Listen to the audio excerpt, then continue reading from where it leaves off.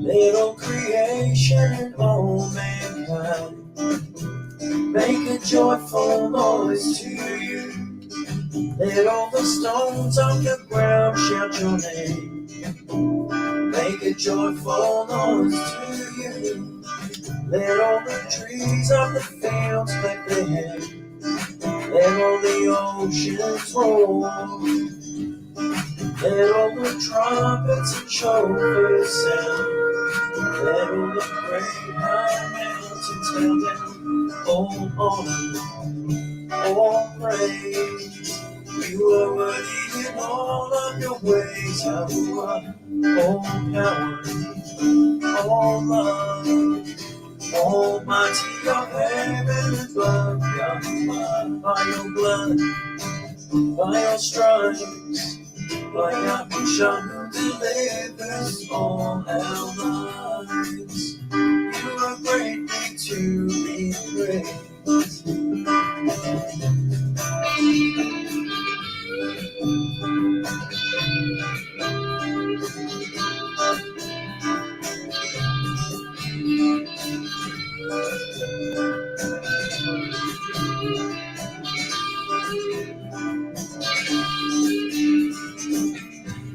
As far as the north to the south, the east to the west, you are greatly to be praised.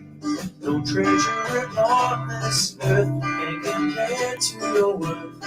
You are greatly to be praised. You walk on the wings of heaven. The earth is your footstool. You are greatly to be praised.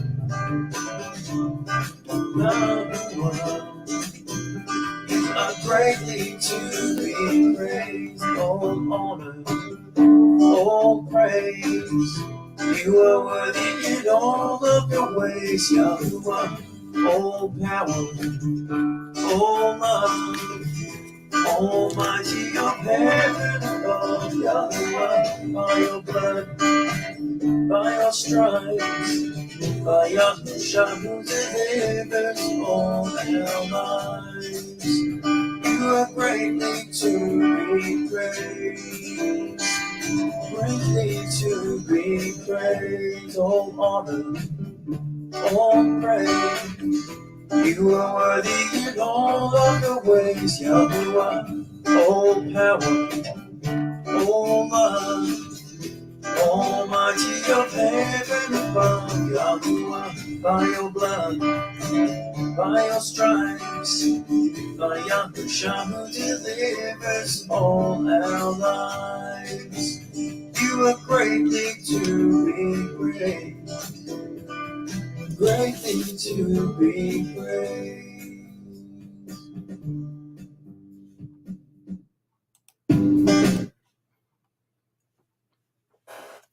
Hear, O Yisrael, Yahuwah our Elohim. Yahuwah is one. And you shall love Yahuwah your Elohim with all your heart, and with all your being, and with all your might.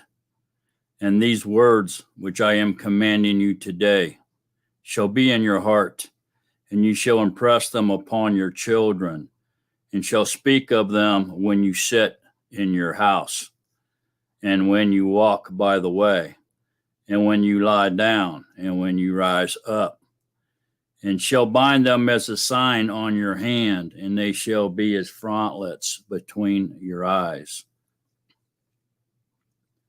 And you shall write them on the doorpost of your house and on your gates. And the second is like it. You shall love your neighbor as yourself. Hallelujah. Hallelujah.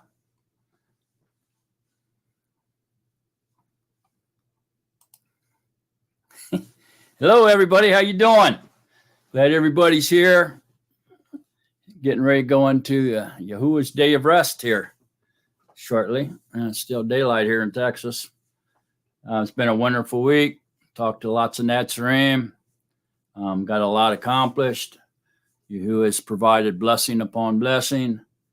And we're getting ready to go into his given day of rest, Yahuwah's rest, so that we have time in our busy schedules to stop and recognize our Creator, the one true Creator, the one true living Yahuwah. We get to praise and worship him in assembly and be with other Netzarim, the beloved of Yahuwah. And so what a wonderful day it is.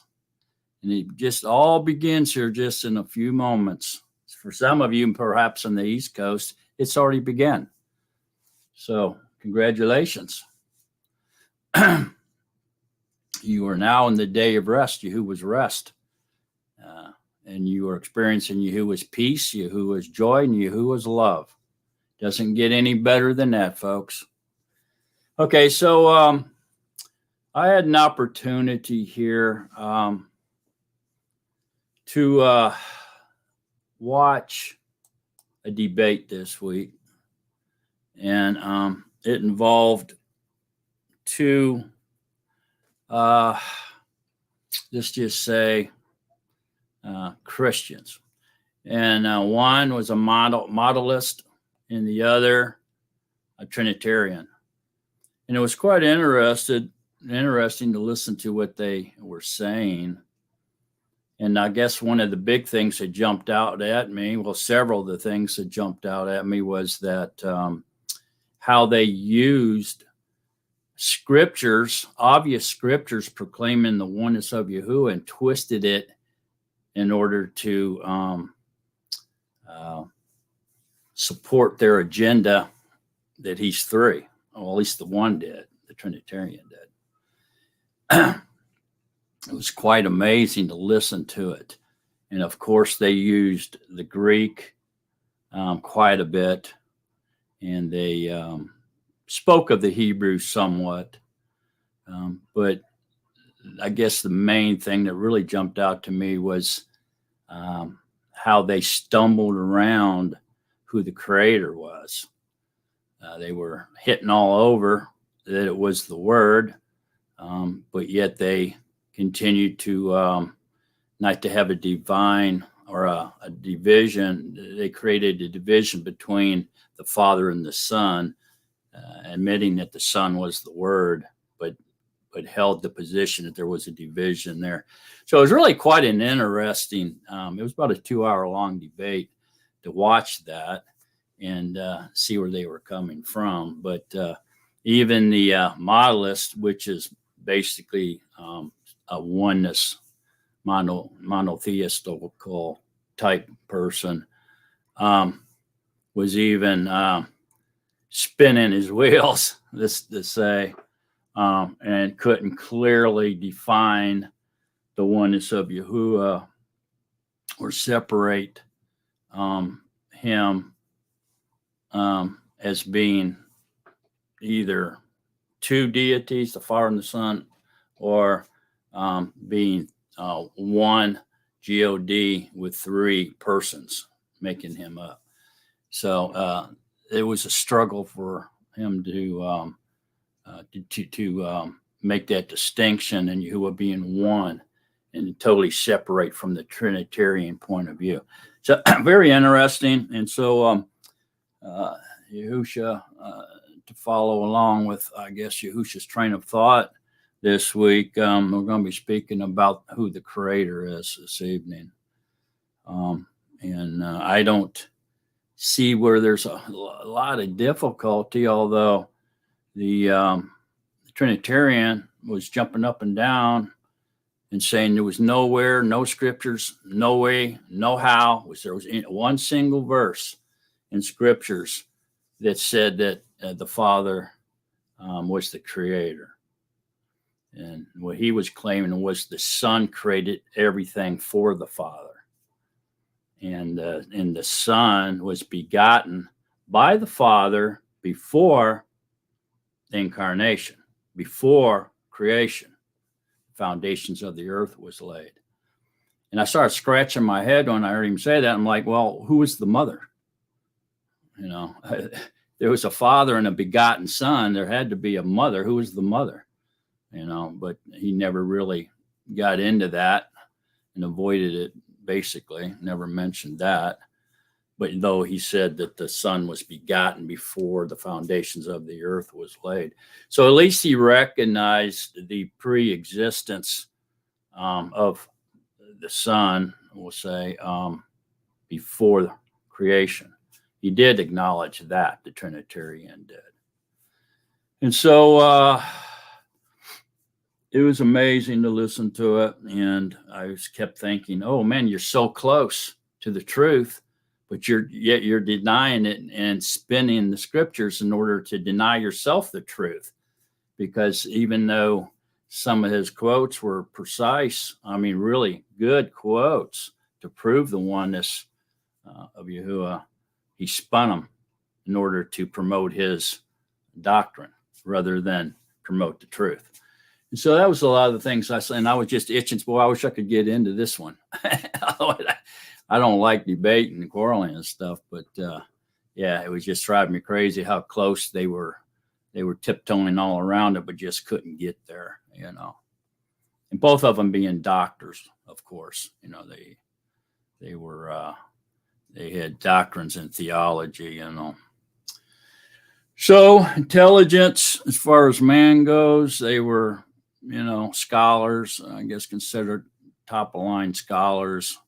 And but as far as Yahuwah goes, I don't see where they were chosen by Yahuwah to teach the Torah, because they were off.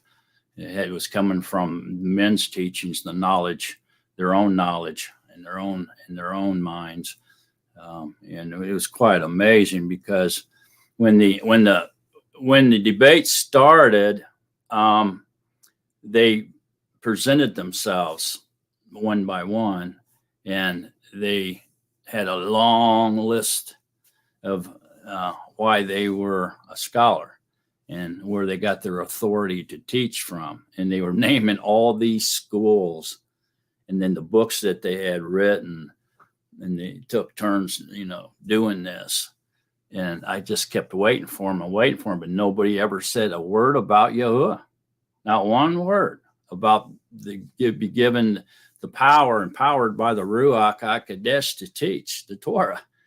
It was all men. Their authority came from men. It was obvious in their presentations of themselves. And I just was thinking after they did that, I said, boy, if I was there, I would have said, I come to you in the name of Yahuwah Al Shaddai, the only true teaching authority. And I just couldn't stand it, you know. And I was saying, why don't one of them say that? And neither one of them even mentioned Yahuwah, give no credit at all of their knowledge to Yahuwah. And I said, well, no wonder they're not speaking truth, you know. Although I will say they were tiptoeing around it pretty well.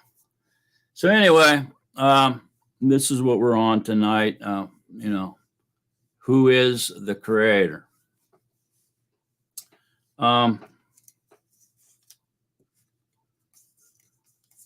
It's fairly well-known knowledge, you know, that the Word in the beginning created, but they even spun that around. I mean, it was almost ridiculous. John 1, how they were explaining John 1, at least the Trinitarian side of it. It was a little bit aggravating how he was spinning. So what I came to the conclusion of, at least seeing it with my own eyes and hearing it with my own ears, was that they take their knowledge. They were intelligent men. We got to give them that. They were. And they were speaking above my head.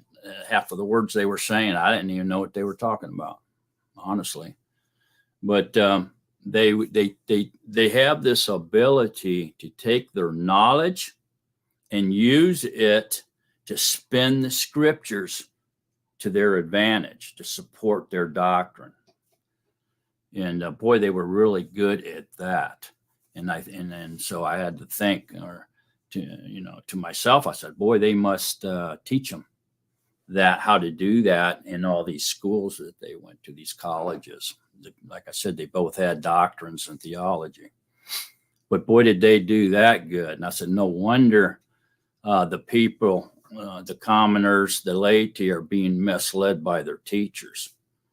Man, did they use all their knowledge from these schools and have come up with over convincing, a powerful way of spinning the scriptures to fit their doctrine.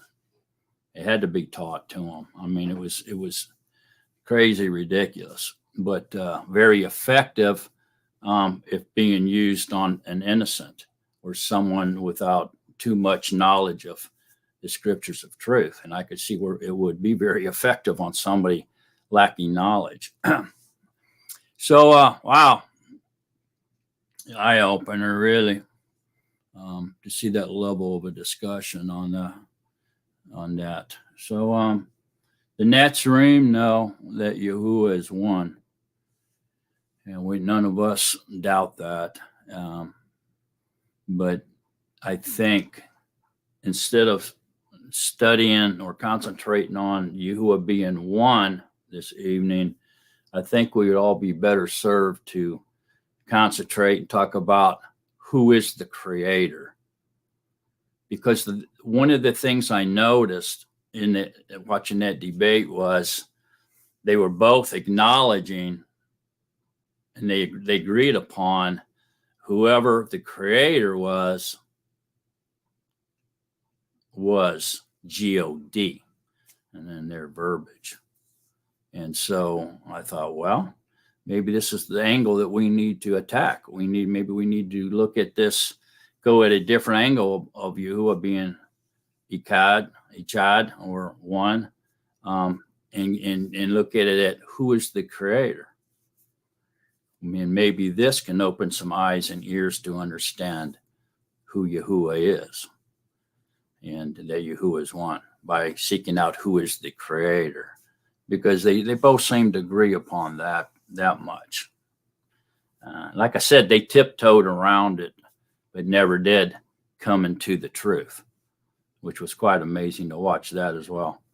Okay, so that's what we're going to do. I'll try my best to cover most of it, as much as I can in a short period of time.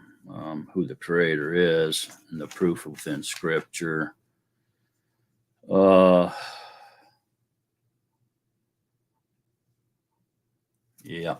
So there was a good thing came up, and it was they were speaking on Hebrew idioms, but they didn't say that, and they didn't identify it as that. But it did come up that when we read scriptures, we have to have a good understanding about who's talking, what they're talking about, what's the conversation, who were they talking to, this type of thing, in order to understand the scriptures. And I kept saying, yeah, you got to know the Hebrew. Got to get back into the Hebrew roots, and learn the culture, the Hebrew culture, the Hebrew language, what Hebrew idioms are, metaphors are, figure speech. What's this figure speech? But they never really did say that. But they were admitting that there was a need to understand the Hebrew texts, and what they meant, what it meant when they said it a certain way, and what the hearers at that particular time understood them to be saying. And I thought, oh, now you're on to something, but it didn't go beyond that. And so that's, to me, is really, really vital because what they teach is to take everything literal, word by word, literal, and they totally ignore, or at least, or don't even recognize it, what idioms are, and what in the Hebrew language that's found, and even a lot of Hebrew words that are found in scriptures, even the translations that they were using. And it was all Greek, little bit of Latin, then Greek, and a little bit of Latin. And very rarely they would mention Hebrew. So we can see, just by that conversation, at least I did, with the problem, where the problem lies. Because they're taking, everything literal. So Father and Son is literal. It's not, it's just like we're in our world, in our reality, where there's a Father and there's a Son, they're taking it exactly that way. They're seeing no other way of seeing that. And that's a huge problem. So, in other words, they deny roles or different manifestations or roles or jobs or, ways of Yahuwah showing himself in different forms and so forth and so on. They were totally denying all of that too. So, at least the Trinitarian was. So, I guess we can get started here. We could go to it. We could look at 100 verses, and and spend 12 hours on this subject of who the Creator is. But we don't have the time for that. So I'll do my best to cover as some of the more important verses, and do the best we can there, okay? And see where it takes us. All right, so let me get something to drink here, and we'll get started. Let me say hello to a few people as well.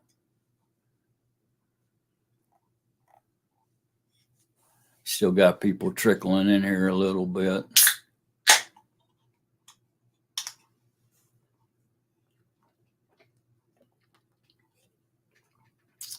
I'll put the name of that debate I watched down, below after this video's over, this live stream's over, in case anybody wants to go there and listen to them and hear the debate. I recommend that only the more mature Netzarim do that. Because if you don't, if you're kind of a beginner or you haven't been around the Netzarim quite long enough, and they could influence you. They're very smart, and it takes a lot of discernment and a lot of understanding of the scriptures of truth, and a lot of time being spent in a Hebrew restoration type translation. In order to be able to see what they're saying from the outside looking in. In other words, you don't get caught up in their language and caught up in their theories and their knowledge, because if you don't have a lot of experience, some guys will suck you right in. So if you're a beginner or something, just avoid it. For those who are interested in hearing the indoctrination of doctrine of demons into the church, I'll put the link down below at the end of this video so you can watch it if you want to. You don't have to. Okay. All right. So,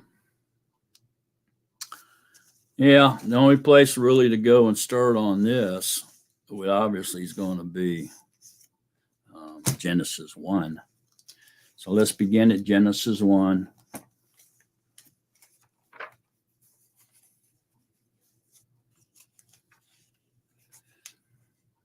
Well, I didn't say hello to y'all, did I? So let me back up. Hello, Sandra. Glad you're here, sister. Hello, Kinsley. Glad you're here.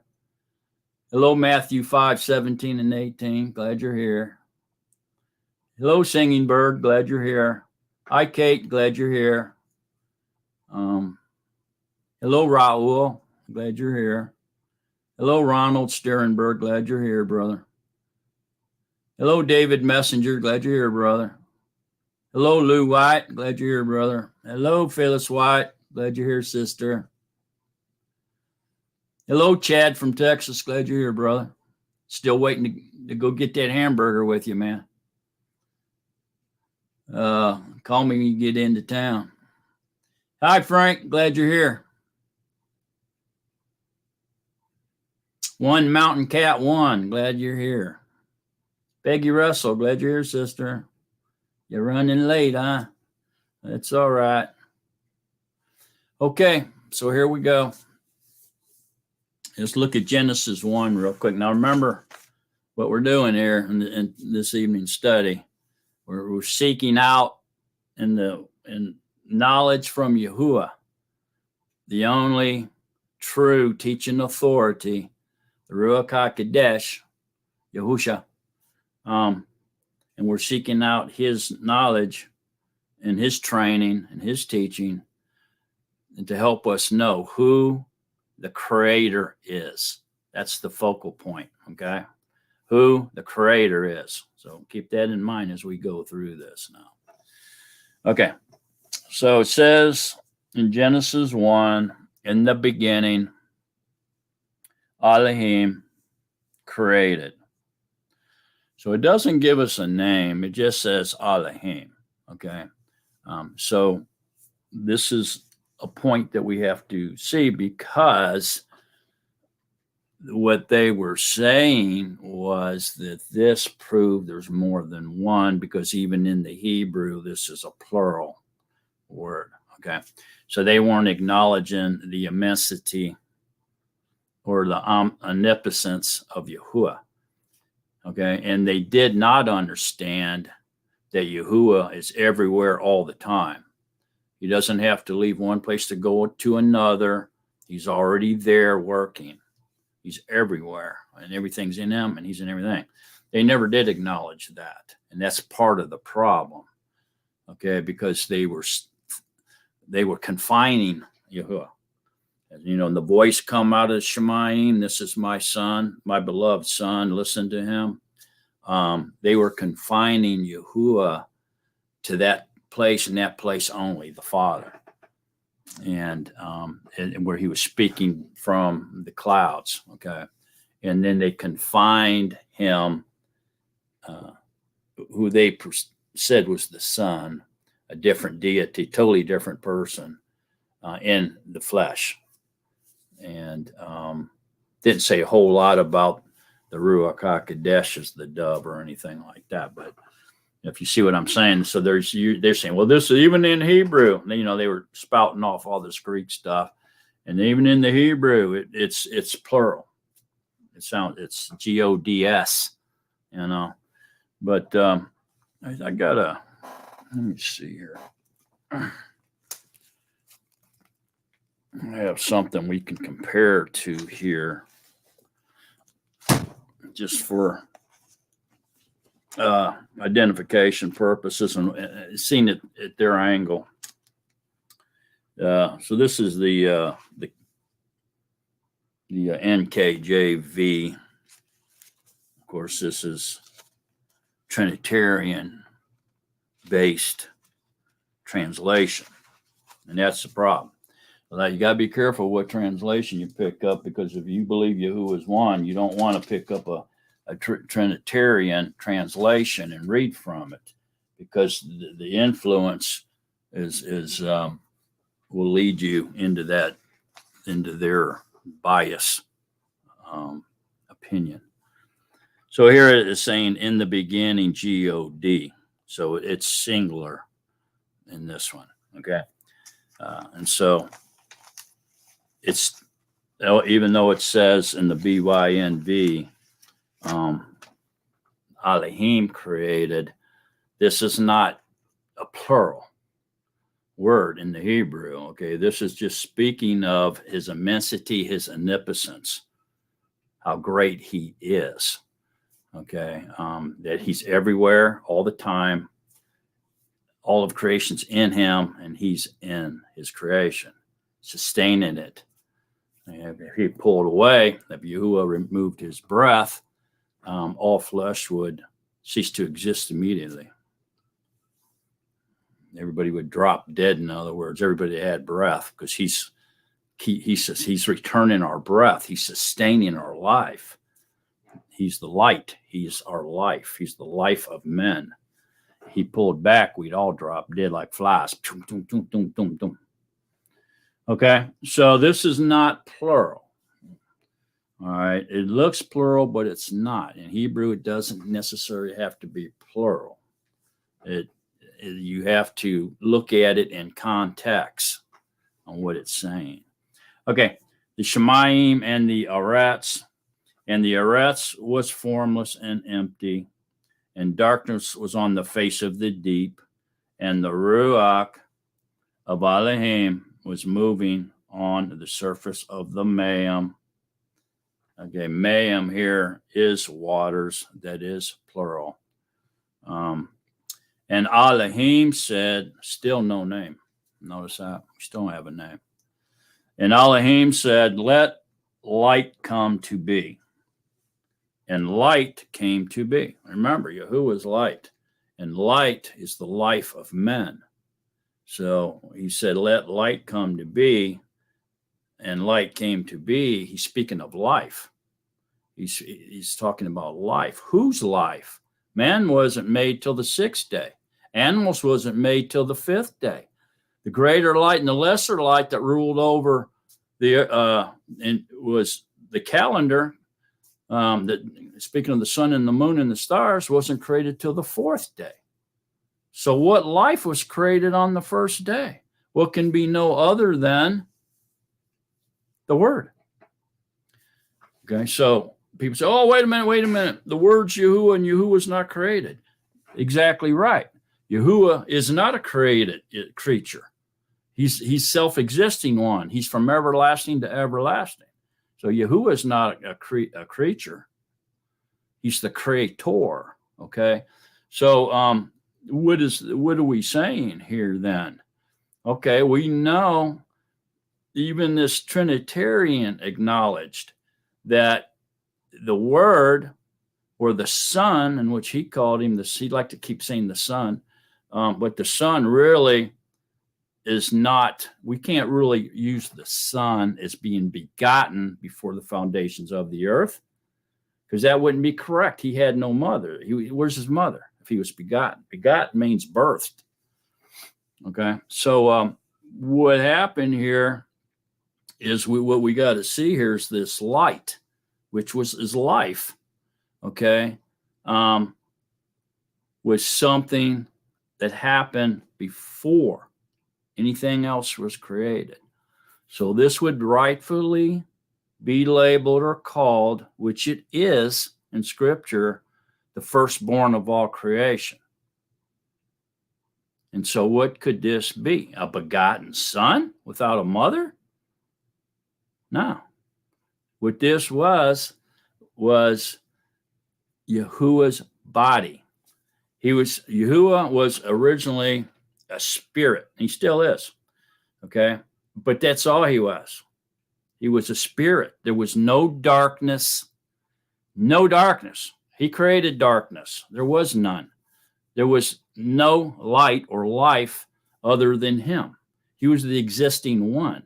Nothing was there except for Yahuwah in his natural form, which is Ruach. Okay? And he existed from everlasting to everlasting. There was no beginning of him, and there's no end to him. He is just there, man. He just exists. Okay, and so nothing else, nothing. When I say nothing, I mean nothing existed except for the Ruach of Yahuwah. Yahuwah in his Ruach form, I should say. So he brings this light into existence with him first, which was life. And so we have to pause here, and we have to say that either he made himself another being to be with him as a son, as the Trinitarian suggested, or this light became part of him and was him. So this light became part of Yahuwah and was with Yahuwah and is Yahuwah because it became part of him. Remember, nothing else exists, not even darkness, nothing.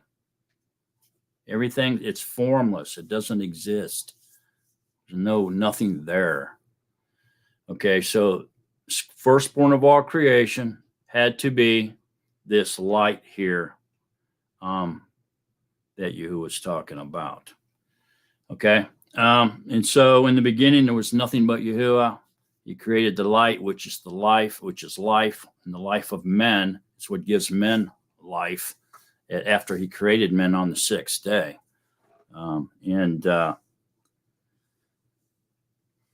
That's all that exists at this point. So we have to see that. So there was, in fact, then, the firstborn of all creation.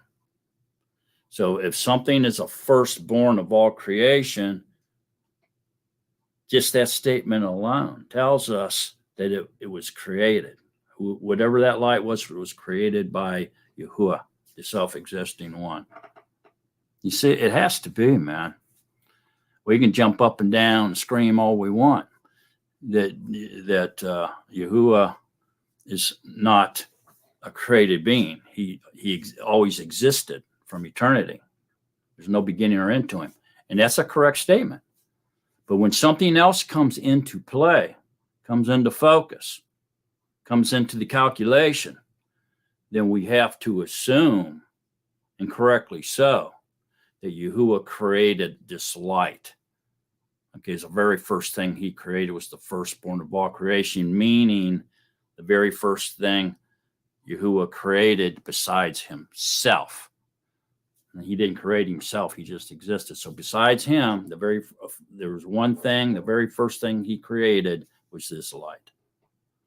Okay, and the only way we can maintain the oneness of Yahuwah is that this light must be part of Yahuwah.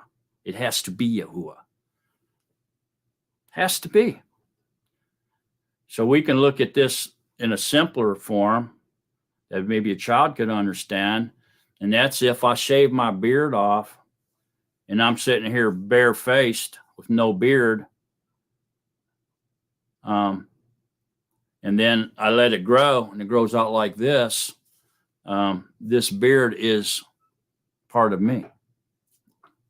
See, it belongs to me. It's on me. It's part of me. It's who I am. It's mine. So it's part of me. Okay. And that's a simple way we can look at that if you're picking up what I'm laying down. Okay. So let's go ahead and continue on with that then. Let light come to be. And light came to be, and Elohim saw the light, that it was good. The light was good. Yahusha is good. The body is good. The vessel, the lamb is good. His body was good, man. He liked what he made for himself to dwell in. Why do you do it? Because he's unseen. Yahuwah is unseen. No one has ever seen Yahuwah. So before he created anything, he must have it was his will to say, I'm going to create life, share my life-given Ruach with other creatures, multiply myself, but I want them to see me. I don't want to remain invisible to them. I want them to know me and to have seen me. And so he created a way for this to happen. That's the only way our little fleshly minds can understand this. Okay, and so it obviously must have been Yahuwah's will to be seen. And so we would know him and see him. We have to assume that. I mean, it's not even an assumption, man. We have to receive that as truth. Why else would he bother if he didn't want to be known and seen. That's, we got to accept that. Okay, so here we go then. And Elohim separated the light from the darkness, and Elohim called the light Yom, and in the dark he called Leah, or night, and there was evening and morning, the first Yom. So this is extremely interesting to me, because if you really listen closely to what I'm about to say, you'll see why this is so interesting and worth many hours of study. Okay? When Yahuwah decided to share his life-giving breath with others and create other beings, other light besides him, okay, he had the knowledge that to do so would not only bring good, okay, but it would also create darkness. There would be an opposite of that creation. So although the creation was good, he knew it would bring an opposition with it. That's why everything has an opposition. Have you ever noticed that? Light, darkness, hard, soft, liquid, vapor, or solid.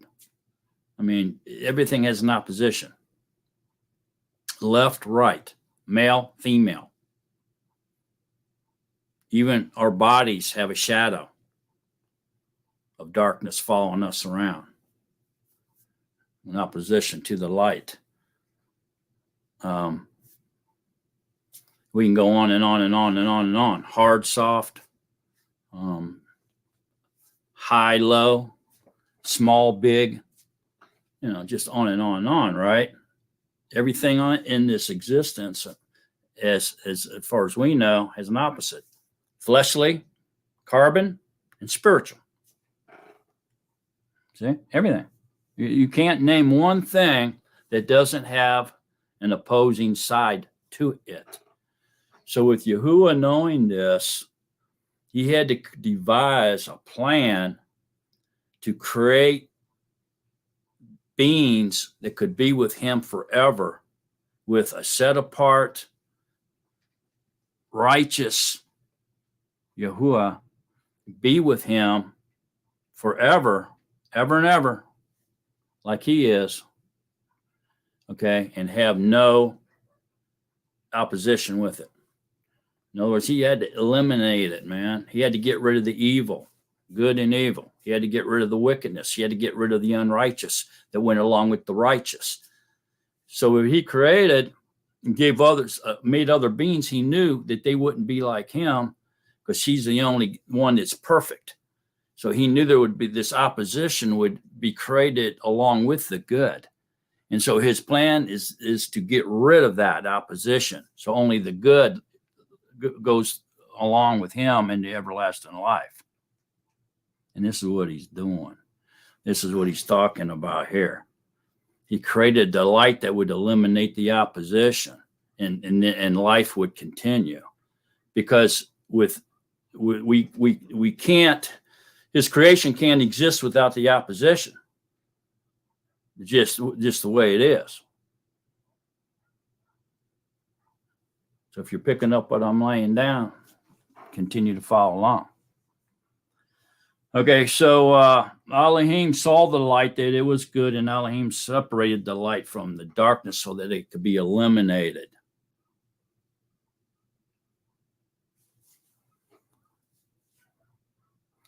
He didn't want to dwell with the darkness or with men for a long time, just long enough for his plan to be put into effect and eliminate the darkness.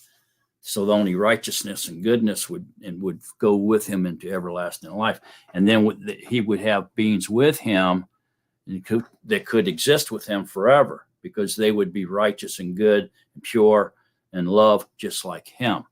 Therefore, they could live forever without the opposition, without your shadow. Let's just say it that way. Without your shadow following you around. Eliminate the shadow. All right, because you're light. You're casting light 360 degrees. There ain't going to be no shadow. You only have a shadow because the light's only hitting you 180 degrees. Okay, so let's get off of that and go and say, and Elohim said, let space come to be in the midst of the Mayim, and let it separate the Mayim from the Mayim. And Elohim made space and separated the Mayim, which were under the space, from the Mayim, which were above the space. And it was so. And Elohim called the space Shemayim.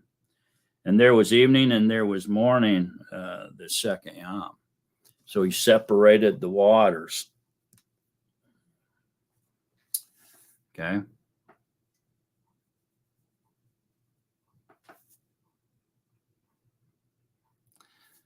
Do you know what that means?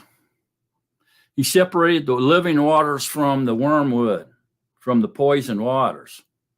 I'm telling you, he needs to eliminate the opposition in order to allow the righteous, the good, the love to live with him forever.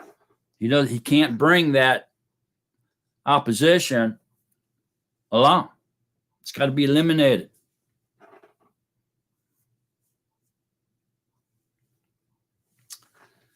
Okay.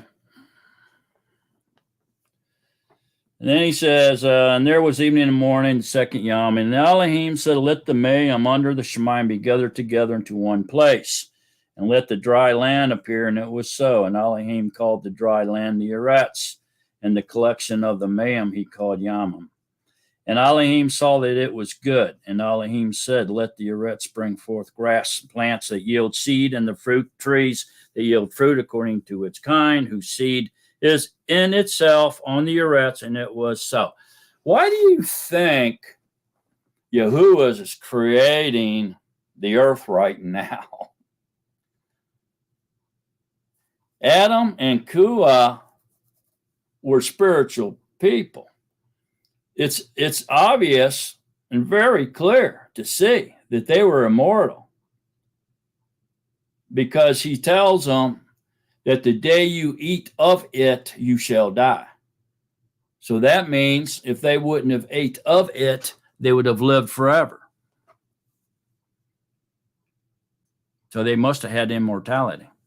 The only thing that took that immortality away was them leaving the spiritual realm and falling down into the carbon copy world, was their disobedience, their violation of his instructions, of his Torah, when he told them, do not eat or you will die. If they would have not ate, they would not die. That statement right there alone proves they were immortal. You ain't got to dig deep into that. Just that statement alone proves that. Well, why is he making the earth before he didn't even make Adam and Kua yet? What's going on? He didn't even make the Garden of Eden yet. He made Adam out of the dust of this earth that he made first, and then picked him up and put him in the garden after he made the garden. And there was nothing there yet, because there was no man there to work it or do anything to it and upkeep it. So he made that garden after he made the earth. Then he took Adam out off what he made from the earth and he put him in there, but he was immortal.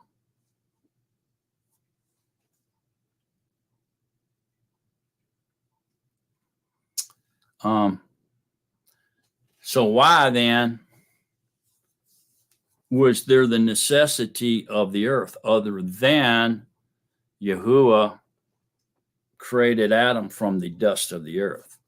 He formed his body and molded it like clay and made his vessel. But the vessel was immortal. Now, how do we know that can happen? How can Adam's body, which was made on this earth that he made before he made anything that breathes, there was nothing alive yet except one other than him, and that was his body, which was him, was part of him, the Word. Other than that, nothing existed yet. So why did he make Adam's body out of the dust of this earth that he created, which was carbon copied world for some weird reason, and take him out and set him in paradise after he made the garden, and set him in paradise where he was immortal. And how does that make sense? Don't you think if he was made of the earth, the dust, and he got put in there, that he could still die because he's made of clay? Couldn't he still fall off a mountain or out of a tree or something and get hurt, fall down on a rock and bust his head open and die? How is it he was totally protected in paradise when his body was made of the earthly dust? The same reason why Yahuwah is going to raise your bones from your grave and put ligaments and flesh and tendons back on them bones and bring your fleshly body back to life, because that's who you are. And then what's he going to do? He's going to change that body into immortality, exactly back the way Adam was when he took him from the carbon copied world and dropped him into the garden. He was made of flesh, but as soon as he dropped him into the paradise, he became immortal. Just like when Yahuwah takes your bones out of the grave and puts ligaments and flesh back on it and drops you into the reign of Yahuwah, you'll be immortal. You have an immortal body, just like Adam did. You seeing that connection? Okay. So very important and very interesting verse, is it not? Yes, it is. Very, very special verse. Okay, so I can't remember where I left off now, but I guess I left off at like 9. Let the mayim under the Shemaim be gathered together into one place, and let the dry land appear. And it was so. And Elohim called the dry land the Eretz, and the collection of the mayim he called Yamam. And Elohim saw that it was good. And Elohim said, let the Eretz bring forth grass, the plant that yields seed, and the fruit tree that yields fruit according to its kind, whose seed is in itself on the Eretz. And it was so. Okay, so why did he do it? Why did Yahuwah create the carbon copy world when Adam didn't even fall yet? He hadn't even been made yet, much less fall, because he knew that they were going to fall. And when they fell, there'd have to be a place for them to go. So he knew all this beforehand. Matter of fact, he knew you beforehand, before he created anything. He knew you. You were known to him. He knew everything. He knew exactly how many hairs is on your head. He knew exactly what you would do every second. He knows your thoughts before you even act on them. Everything about you. He had pre-knowledge of you. Why? How? Because Yahuwah is so powerful, he could probably outplay everything in his mind and see everything precisely, like watching a movie. And he's also not restrained or restricted by tenses. So he invented the tenses. He invented everything. Remember? Nothing existed. Past, present, future, the tenses didn't exist either. So he could have been way off into the future, into eternity with you, and was talking to you about what he was going to do when he created you in the beginning. Yeah, that's the power of Yahuwah that our minds can't wrap around. So people like to take and contain and restrict Yahuwah, make rules for Yahuwah, put him in a little box and say, you're not allowed out of this box. You're not allowed to do anything outside the covers of the scriptures. We won't allow you to. You can only do what's written in your scriptures. Yet in John, Yehukanan, the last chapter, we read that Yahushua said, taught, and did so many more things that was not recorded in the scriptures while he walked the earth. That all the books, that if everything Yahuwah said and did and taught were recorded in the books that the world itself couldn't contain those books. That's an incredible amount of things that's not written in these scriptures. So you can't contain him in these scriptures. Stop trying to contain, restrict, and define Yahuwah. Our minds can't do it. We need to stop doing that. No wonder he watches us and just watches us to see what we'll do. I mean, he's laughing on how people think they can define him and know him. You can't.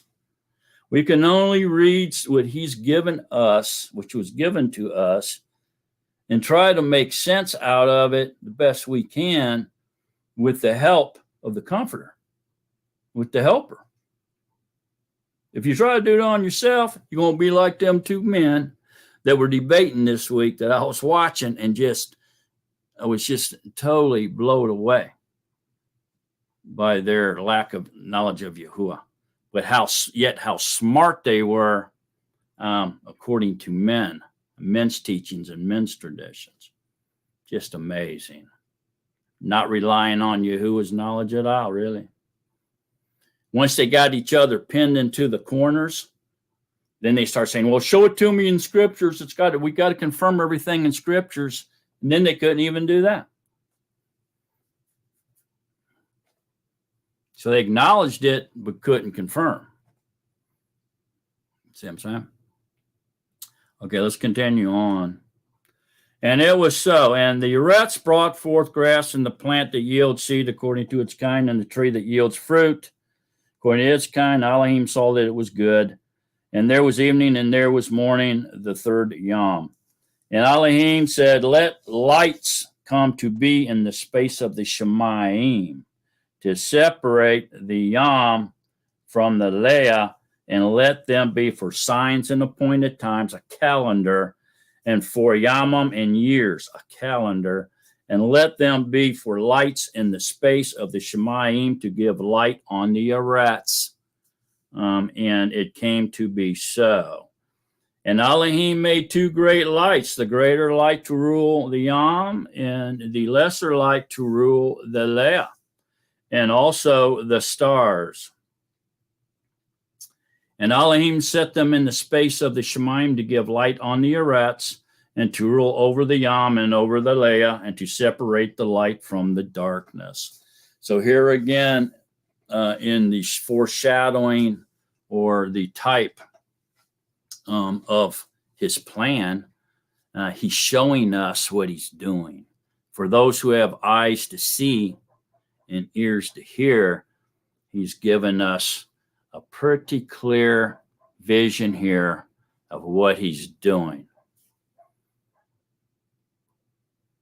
He's creating life, but he's got to eliminate the opposition that goes along with that creation. And that way he can have others with him for eternity, which is his goal here. To increase himself, to increase love. That's his goal. But he can't do that with the darkness. He can't bring the darkness along. The darkness is kind of like, how do you say, it's an after product, okay, of what he did. To understand what I'm saying here, let's look at oil. So oil, when they first started messing with oil up in Ohio, they created this refinery that they could process this oil so that they could use it in lamps. So they could use it to see at nighttime. They would put it in lamps, right, and light it and let it light up the room, right? They could see at night, read at night. They could do work at night. And now men was released from darkness. You know, before, as soon as it got dark, everybody would go in the house and go to bed, get up in the morning as soon as it got light. That's how they operated, you know, other than candles, but they couldn't do too much with candles. So they found this oil, this fossil fuel, and they were able to refine it enough to put it in lamps and burn it and use it industrial and residential applications, right? And so the byproduct, that's the word I was trying to think of, the byproduct of this oil was gasoline. And so they took this gasoline and they discharged it down into the river. I believe it was, I don't know if it was the Cuyahoga River, but it may have been some other river there anyway coming out. And the byproduct would empty into that river and go on down. Well, it was highly explosive and flammable. It was gasoline was the byproduct, but they didn't know there was any value or any use for that. They just knew it was a nuisance. It was hard to deal with. And so they would just put it in the water and get rid of it that way. It's kind of like that. Okay, so Yahuwah wants us, he wants the oil, okay, but the byproduct, which is highly flammable and dangerous, combustible, right? The darkness, if you will, needs to get rid of it. See what I'm saying now? Separating the oil, the good stuff, from the byproduct that's harmful. He doesn't want to take that with him into everlasting life. He's getting rid of it. But he couldn't create it, the oil, without that byproduct, because that's part of it. It just happens. It comes along with it. It's just part of. Okay, and so the opposition or the darkness is just part of life. And so through his brilliance, he's coming in with a plan, and he's sharing it with us right here on what he's going to do. He's come up with a way to eliminate the byproduct and only take the good stuff with him into everlasting life. I'm just saying it the way that you can understand what I'm saying. I hope y'all are picking up what I'm laying down. All right. Very powerful stuff here in Genesis 1 that usually goes unnoticed by the vast majority. Okay, so now he has created the sun and the moon and the stars in a calendar written in the Shemayim in order to help men know what, to live and know what's going on and be able to count their days and so forth and so on. All right. In the physical realm. But in secret prophecies of Yahuwah, he's telling us a whole lot more than that for those who can see it. And I hope most of you do. Okay, so and Elohim set them in the space in Shemayim to give light on the Eretz and to rule over the Yom and over the night and to separate the light from the darkness. And Elohim saw that it was good, and there came to be evening, and there came to be morning, the fourth Yom. All right. So here, Yahuwah is secretly telling those that have ears to hear and eyes to see that on the year 4000, okay, I'm going to come and get you out of this mess. Okay, the greater light was created up here. The light that was created up here on the first day is going to come and make a way, get you out of the darkness, so that you can, and the light would come so that you can have life. Remember, the light is life. And so that began on the year 4000. From the first day till the sixth day, man didn't exist. Man was doomed until the fourth day came and brought the light, which was life of men, and gave men the opportunity to be able to enter into eternity with him as good, as love, through the greater light, which most of us should probably have figured out now, is Yahusha. He's the greater light that showed up on year 4000. He didn't go into the fifth day. Okay, he died on the fourth day. He was resurrected on the fourth day. He ascended all on the fourth day. All right. And then it was over. Okay. That prophecy had been fulfilled. And then at the end of that year, beginning in the spring, came the fifth day. And okay. Well, which during that time period is the fourth day. And then the 4001 would start the fifth day, and then 5001 starts the sixth day. And those final 2 days is the end times. So they started with Yahusha, and they're going to end with Yahusha's first coming, end with Yahusha's second coming. Those end times, those final 2 days. All right. A man has 6,000 years or 6 days to rule over himself. That's why he created man on the sixth day. All right. And this is so that we could see how much time he was allocating for his plan to be fulfilled.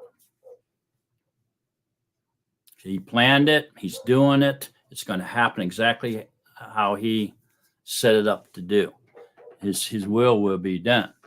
His plan will be accomplished. He will eliminate the opposition and take what's left over, the cream of the crop, the good, with no opposition attached, just like him, along with him into everlasting life to be perfect love. And it will increase and multiply Yahuwah so that he has other beings with him in eternity.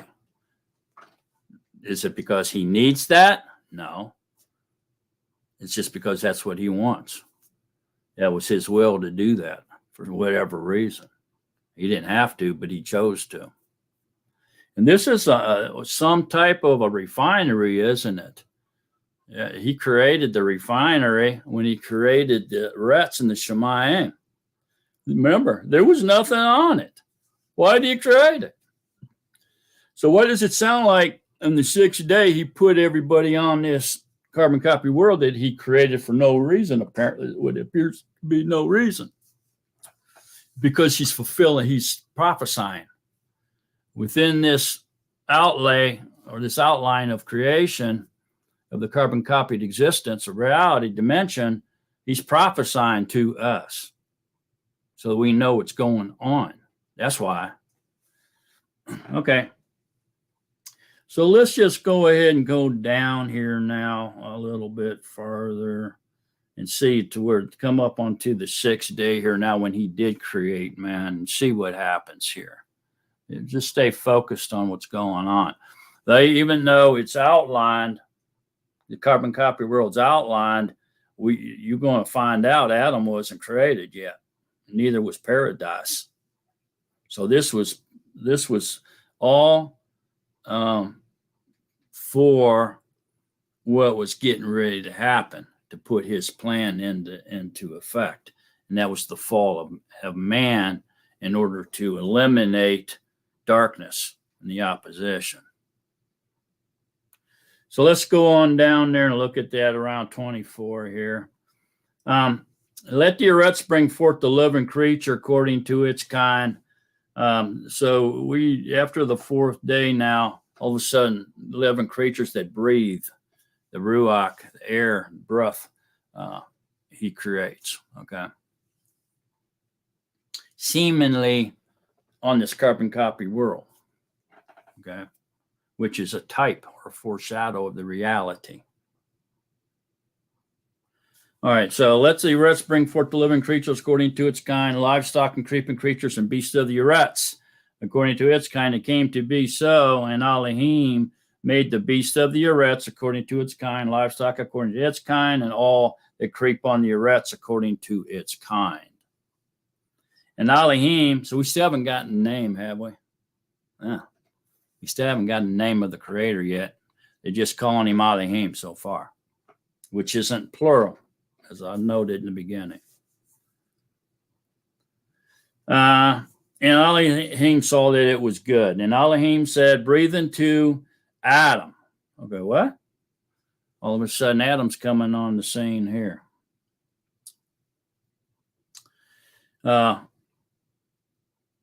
Breathe into Adam, which may be humanity, speaking here of Adam now. And remember now, this is the outline, of the carbon copy world here. but he's making for some reason. We've already went into the end times now. We went past the fourth day where Yahushua came.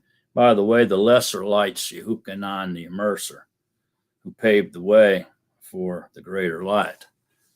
Okay, they both came on the fourth day. Neither one of them went into the fifth day. Remember, Yehukanan was beheaded even before Yahushua was staked. So there's no way he went into the fifth day either. So the greater light and the lesser light were present on the fourth day. They didn't go into the fifth day, which holds and proves the secret prophecy of Yahuwah. Okay, so a shared essence with a shared character, and let them is plural, let them rule over the fish of the sea and over the birds of the Shemayim and over the livestock and over all the arets and over all the creeping creatures that crept on the arets. And Elohim created the man in his essence. In the essence of Elohim, he created him, male and female. He created them. Okay, so this seems to be a vision of the carbon-copied world. But we know that Adam and Kua started off in the spiritual dimension. They were immortal in paradise. See that?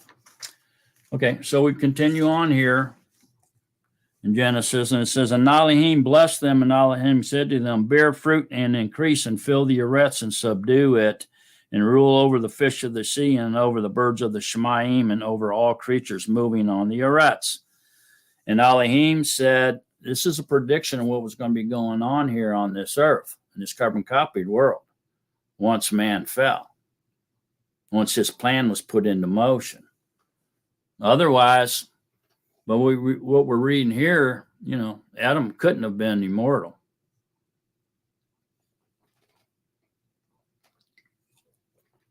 If Adam began on this earth to rule over this earth and all the beasts and everything in it, in the sea, there was death, man.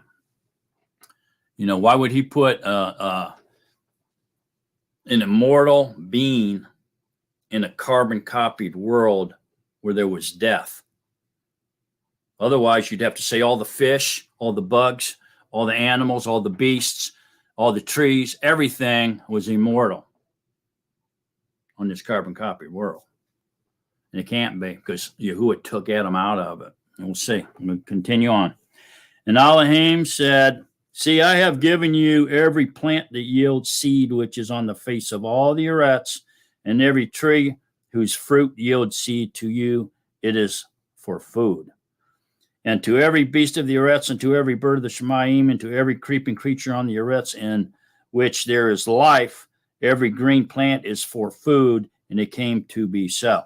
All right, so this could not have been an immortal world, because the seed has to die before life comes out of the seed. So there was death. You can see it. And the people were eating the plants, which is death. If they're eating them plants, they're killing those plants. Okay, so just these statements alone shows us that death existed in this carbon-copied world. So it was not an immortal place.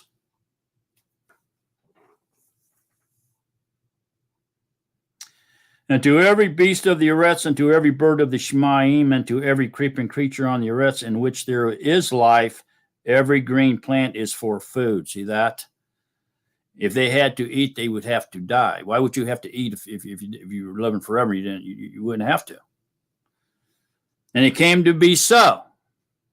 And Elohim saw that he had made, and see, it was very good. And there came to be evening, and there came to be morning, the sixth yom. And then we all know that he rested on the seventh yom, which is what we're celebrating this evening. And look down at 3. And Elohim blessed the seventh yom and set it apart, because on it he rested from all his work which Elohim in creating had made. But yet we still don't have a name of the Creator.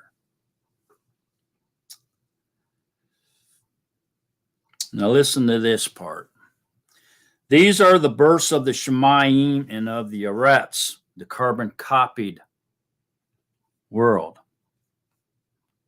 These are the births of the Shemayim and the Eretz. See that? When they were created. In the Yom that Yahuwah Elohim made Eretz and Shemayim. Bam. The first mention of his name right there. So now it's telling us that Elohim is Yahuwah. Yahuwah Elohim made the Eretz and Shemayim. There it is. So that's the first time we've heard the name of the Creator.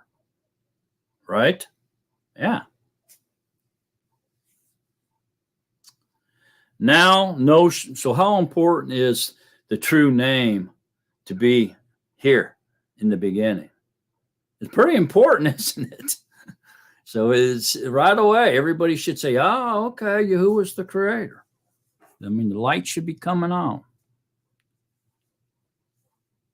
And now listen to this. And no shrub of the field was yet on the Eretz, and no plant on the field that had yet sprung up. For Yahuwah Elohim, there's his name again, had not sent rain on the Eretz, and there was no man to till the ground. But a mist went up from the Eretz and watered the entire surface of the ground. So in the beginning, there was no rain. And the waters were separated, right? There was no rain. So the waters, the mist that come up out of the ground, of the water beneath the earth, the mist came up and watered the plants. Okay, there was no rain. It never rained on the Eretz until the flood. But the mist watered the earth, okay? So the mist went up from the Eretz and watered the entire surface of the ground. Okay, there was no rain. And there was no man to till the ground. What are we talking about here now? So there's got to be something different, because it just said he made male and female and gave them dominance over the carbon copy world. See that? So what's going on here? Well, let's read on and find out.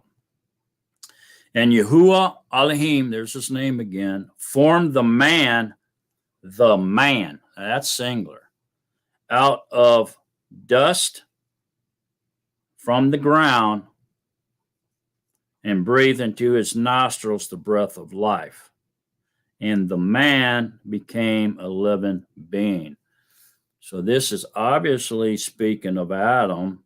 And so he formed his body out of the dust of the carbon copied world he just made. And Yahuwah Elohim planted a garden in Eden to the east of where he made the man. So Yahuwah was looking to the east, and he planted the man in the east, in paradise. Okay, he's looking to the east.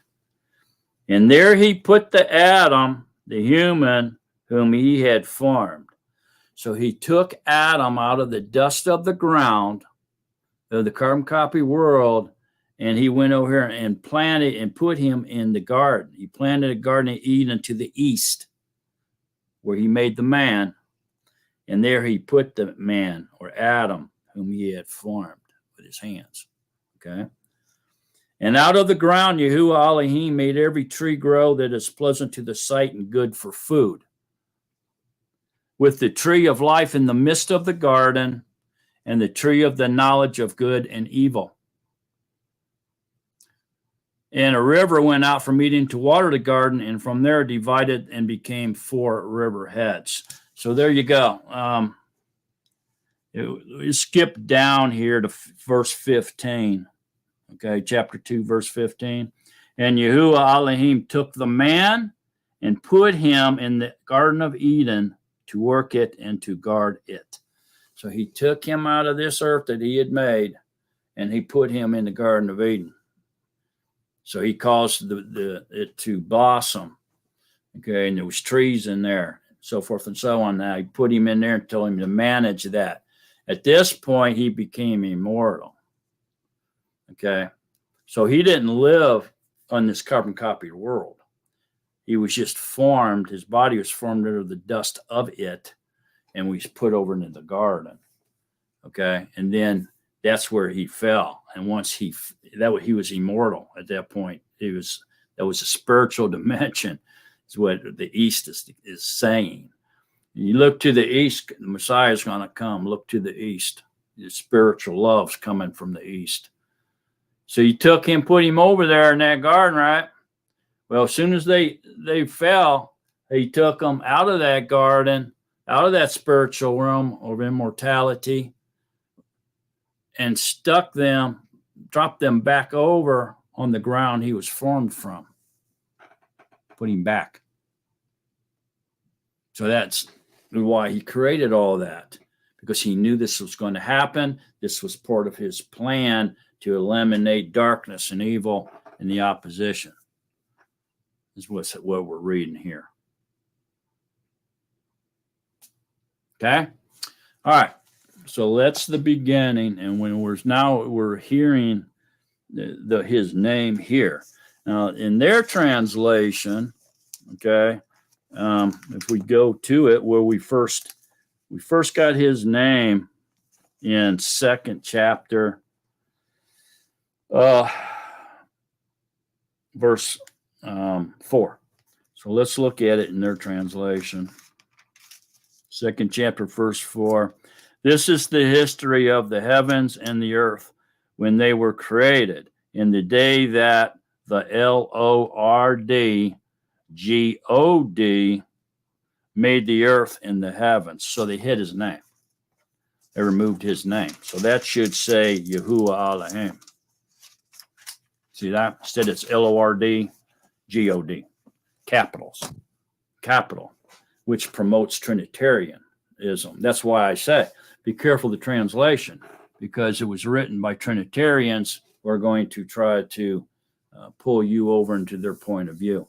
So your mind, when it sees that capital L, Lord, and the capital G, OD, and then that's making you think that that's his name, and people call him that.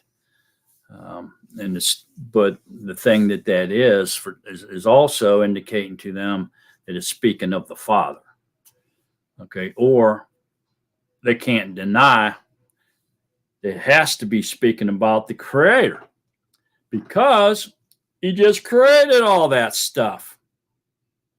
And then it comes down into chapter 2:4 and says it was created by Yahuwah Elohim, or in their translation, Lord God, right? So, which is capital L and capital G, which indicates to them that that's the Father. So that means the Creator has to be the Father, period. Even in their doctrine, has to be. Can't be the Son. They say the Son's subordinate. He's lesser. See what I'm saying? All right. So there we go. So far, Scripture's telling us pretty clearly here that in the beginning, when all this through the 6 days of creation and the day of rest, that all this stuff, this carbon copy world, and the life-breathing animals or creatures in it were all created by Yahuwah Elohim. So at this point, we have to say Yahuwah Elohim is our Creator. Okay?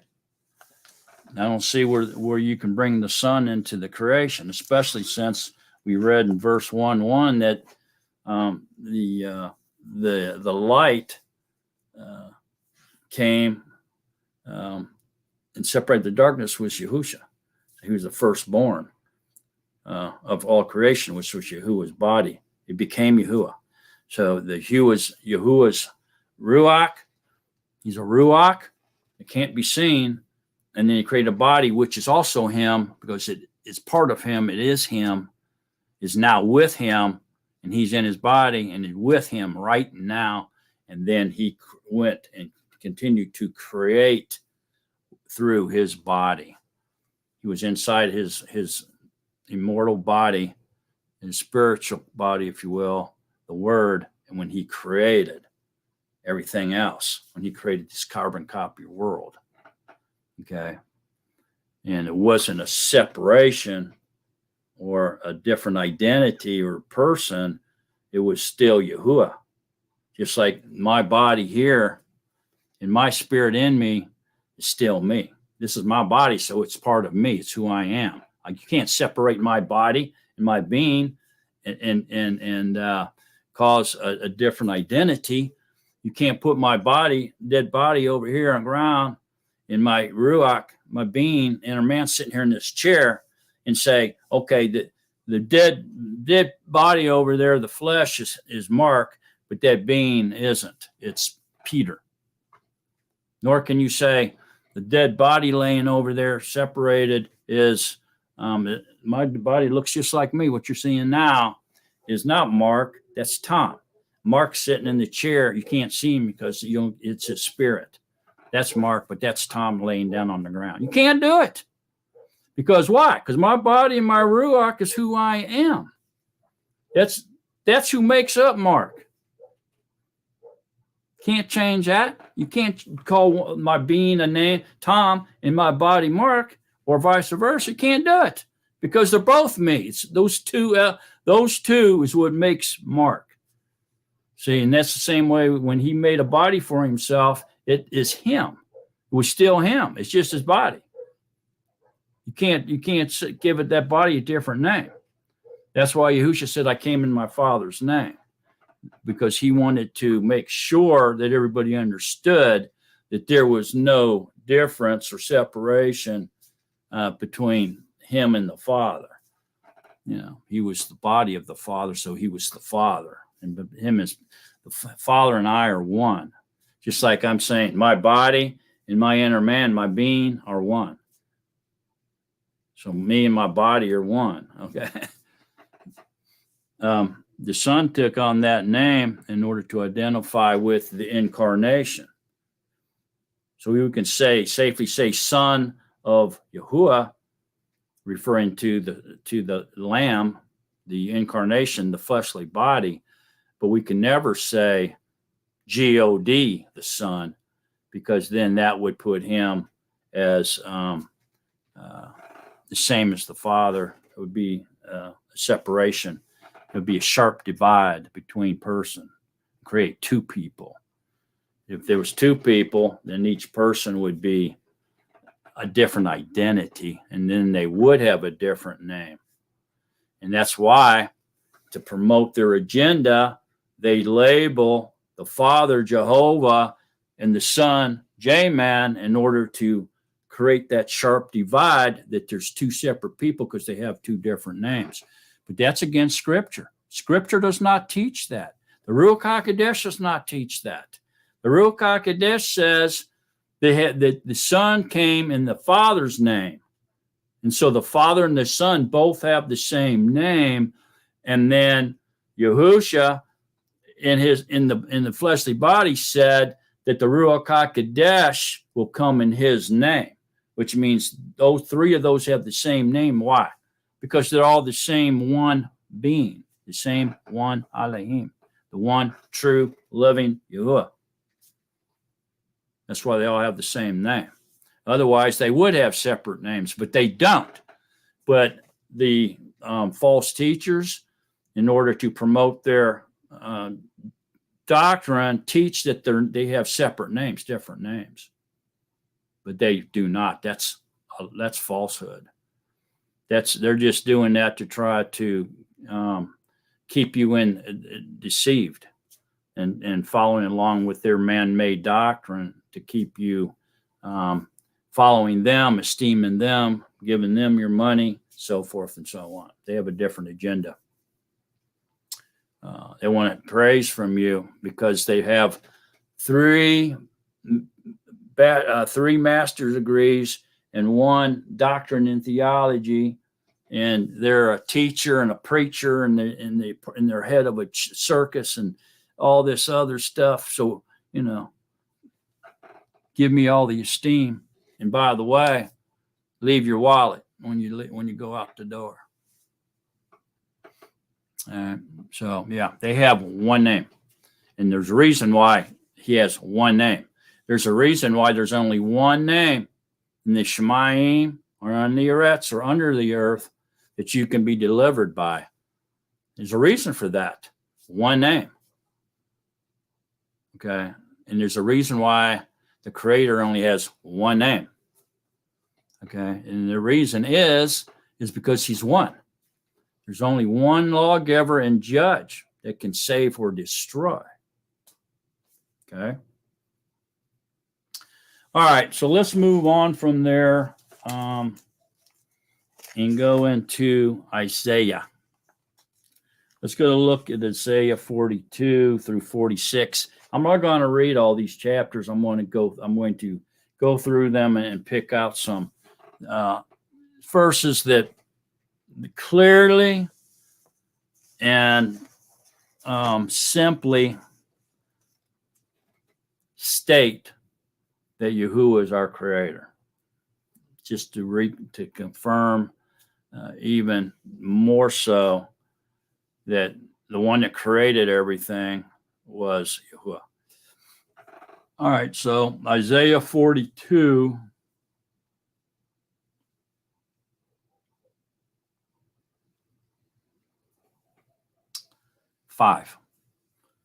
So 42:5 says, "Thus said the All, Yahuwah." All, A-L, all is pronounced like all, and it's means lofty one, mighty one, high one, most high, if you will. It's all it means. It's not alluding to another name or anything like that. It's a title type thing. Okay.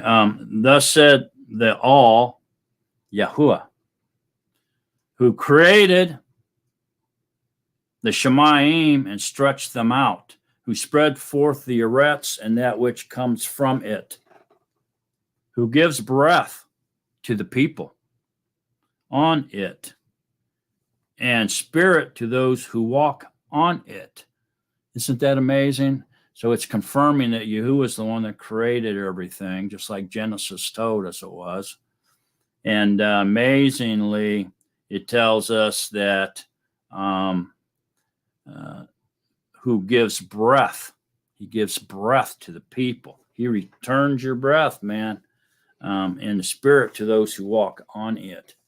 So what this is telling us here, if you can accept it, is that Yahuwah is the very breath that you breathe in right now. You can't live outside of Yahuwah, folks. And the only way for you to be alive or to live is you have to be in Yahuwah. You have to be in him, and he has to be in you. And spirit to those who walk on it. He sustains everything. He's the great life giver. He's the great creator. We have to live in him. We have to breathe him in and out in order to live. Scripture clearly says if he removes his breath, all flesh will cease to exist simultaneously, drop like flies. You can't accept that, I'm sorry for you. But Scripture plainly says Yahuwah returns our breath. And it plainly says right here, who gives breath to the people on it. You're breathing him in and out, man. That's how close he is. He's not a far away Elohim. Okay, he's as close as your breath. Matter of fact, like I said, if you can accept it, he is the very breath that you're breathing in and out. He's keeping you alive right now. He returns your breath. When you exhale, he lets your breathing back in, keep you alive. You can't live without him. That's why we breathe. You ever wonder why we have to breathe? That's why. Because we have to live in Yahuwah, or we can't live. You can't exist outside of Yahuwah, man. We can't be here on this carbon-copied planet, okay, this delusion, okay, and Yahuwah live 50 million billion miles away from us, and we just sit here and sustain ourselves. We have to live in him. in order to live. He's the only one that possesses everlasting life, is Yahuwah. He's the only one that can live, man, self-existing one. We can't. We have to have him in order to live. We have to live in him. Y'all need to get that clear. We're all dependent on him. Listen to this now. I, Yahuwah, so yeah, this is Yahuwah talking now for sure.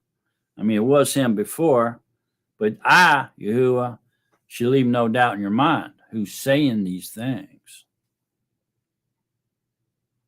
Have called you in righteousness, and I take hold of your hand and guard you and give you for a covenant to a people, for a light to the Gentiles, to open blind eyes, to bring out prisoners from the prison, those who sit in darkness from the prison house.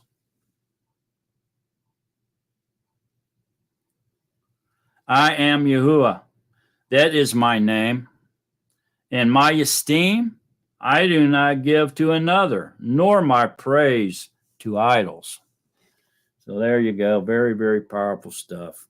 Clearly, Yahuwah is letting us know where we're at, what's going on, and it's him that sustains us in every way. And he is the only one that can pardon us. The only one. And the great thing about this pardon that we can receive from Yahuwah, and we're released from the penalty of our sins, which is death, and given another chance, is that our fleshly body, is now able to be separated from our being. So remember, I was talking about that just a little bit ago.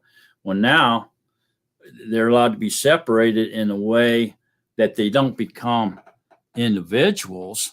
You know, the body doesn't receive a new name, and the inner man receive another name and become individuals, but we're set apart from each other, okay? And our inner man, the being that's being delivered, is now sealed, okay, for the day of redemption by the Ruach HaKodesh, so that you can't, so all that darkness, the wickedness, the opposition, the sin, cannot penetrate the Ruach HaKodesh and contaminate or blemish your Ruach anymore. It's totally protected until the price is paid of death, which is an elimination of darkness. It's an elimination of the opposition that you face because you're created and you live. And so get rid of your opposition, and now only the pure, perfect love being that you are, okay, is separated from that darkness, from that shadow, from that wickedness, okay? And then you're going to be able to move on in everlasting life and leave the shadow behind. The separation of the opposition that naturally comes along with him creating life other than himself. It's just something that had to happen. You seeing that now? All right, so let's go on into Isaiah 43. Probably, let's see. Let's go to 43:5. Isaiah. Do not fear, for I am with you. See, he's with you, man. He's not a billion miles away from you. He ain't in one place. He's everywhere, and you're in him. Look, when the Son, the incarnation, the Lamb of Yahuwah was standing in the river, and Yahuwah spoke from the clouds, you heard his voice, but didn't see him because he's Ruach, and that dove came, was the manifestation of the Ruach HaKodesh. Do you think that that's the only three places in the world where Yahuwah was at the time? No. You know what he was doing? He was on the other side of the planet talking to one of his creatures. He was up in the Shemayim talking to a council of his Malachim angels. He was down in Texas talking to the longhorns. He was over in the middle of the Pacific Ocean somewhere talking to the whales. Yahuwah was everywhere talking to all kinds of his creatures at the same exact time that he spoke to the incarnation after the immersion. He was speaking to a lot of things everywhere. He is not confined in one place. He's omnipotent. We have to understand what omnipotence is. Not only is he omnipotence, he's omniscient, and he's also omnipotent. All powerful, all knowing, everywhere at once, living in everything, and everything is in him. Elohim. Man, why don't we get that? We think he was only in the cloud saying, "This is my son, listen to him." And that's the only place he was. So since that was the only place he was, then the son has to be a separate person with a different name, and the dove has to be a separate being with a different name. That's ridiculous. Why are we confining him like that? You know what we are? We're confined. We have these little brains that are confined within this skull, and we think we know everything, but yet we know nothing of Yahuwah. But we pretend to. How shocked will people be one day when they find out the greatness of the one true living Yahuwah, and that they can't confine him in their thoughts, in their mind, with their mouth, with their understanding, with their teachings. They can't confine him, man. They only think they can because they're puffed up with their knowledge. Knowledge puffs up, love builds up. So we got to be able to see that. All those who are called, do not fear, for I am with you. Every single person. How many people are on the planet now? 7 billion? He's with every single person. It has to be. They have to be breathing him out and sustaining all 7 billion and all the animals, all the insects, everything, all the plants, everything, or else they would die.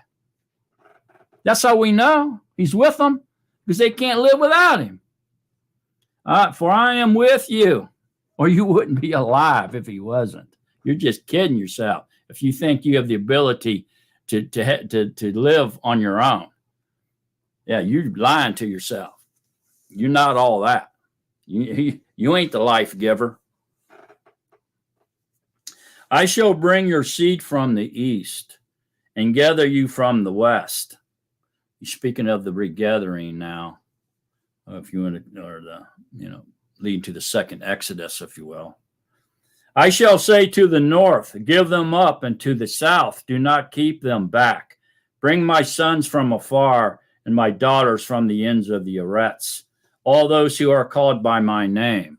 All those who are called by my name? How can that be? Are all our names Yahuwah? Certainly not. So what's that mean? All those who are called by my name. Yehudim. We're all Yehudim. What does Yehudim mean? Worshippers of Yah. We're a worshiper of Yah. We're called by his name, Yehudim. Whom I have created. Bam! So all those called by my name, whom I have created, formed, F-O-R-M-E-D. I have created and formed, even made for my esteem. Why did he create? Why is he doing all this? To multiply himself, to increase himself for his esteem. Because he wanted to. But in order to create others to be with him through eternity, and he created just one life, he knew that that opposition would be the byproduct. And so he had to come up with a plan to eliminate the byproduct.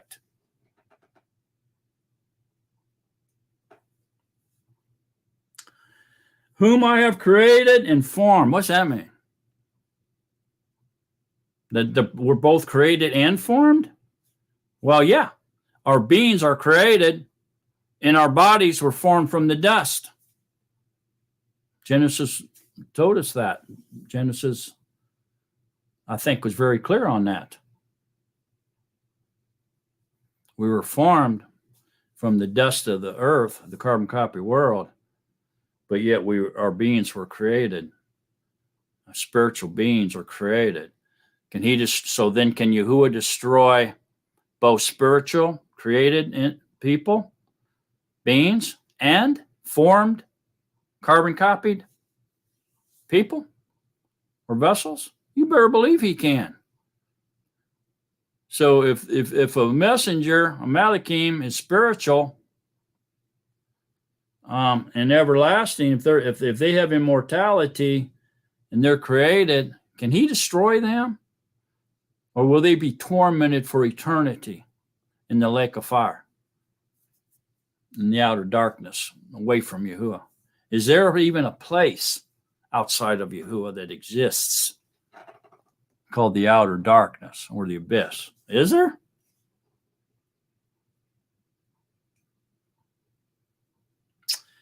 Okay, so let's look at 43:10.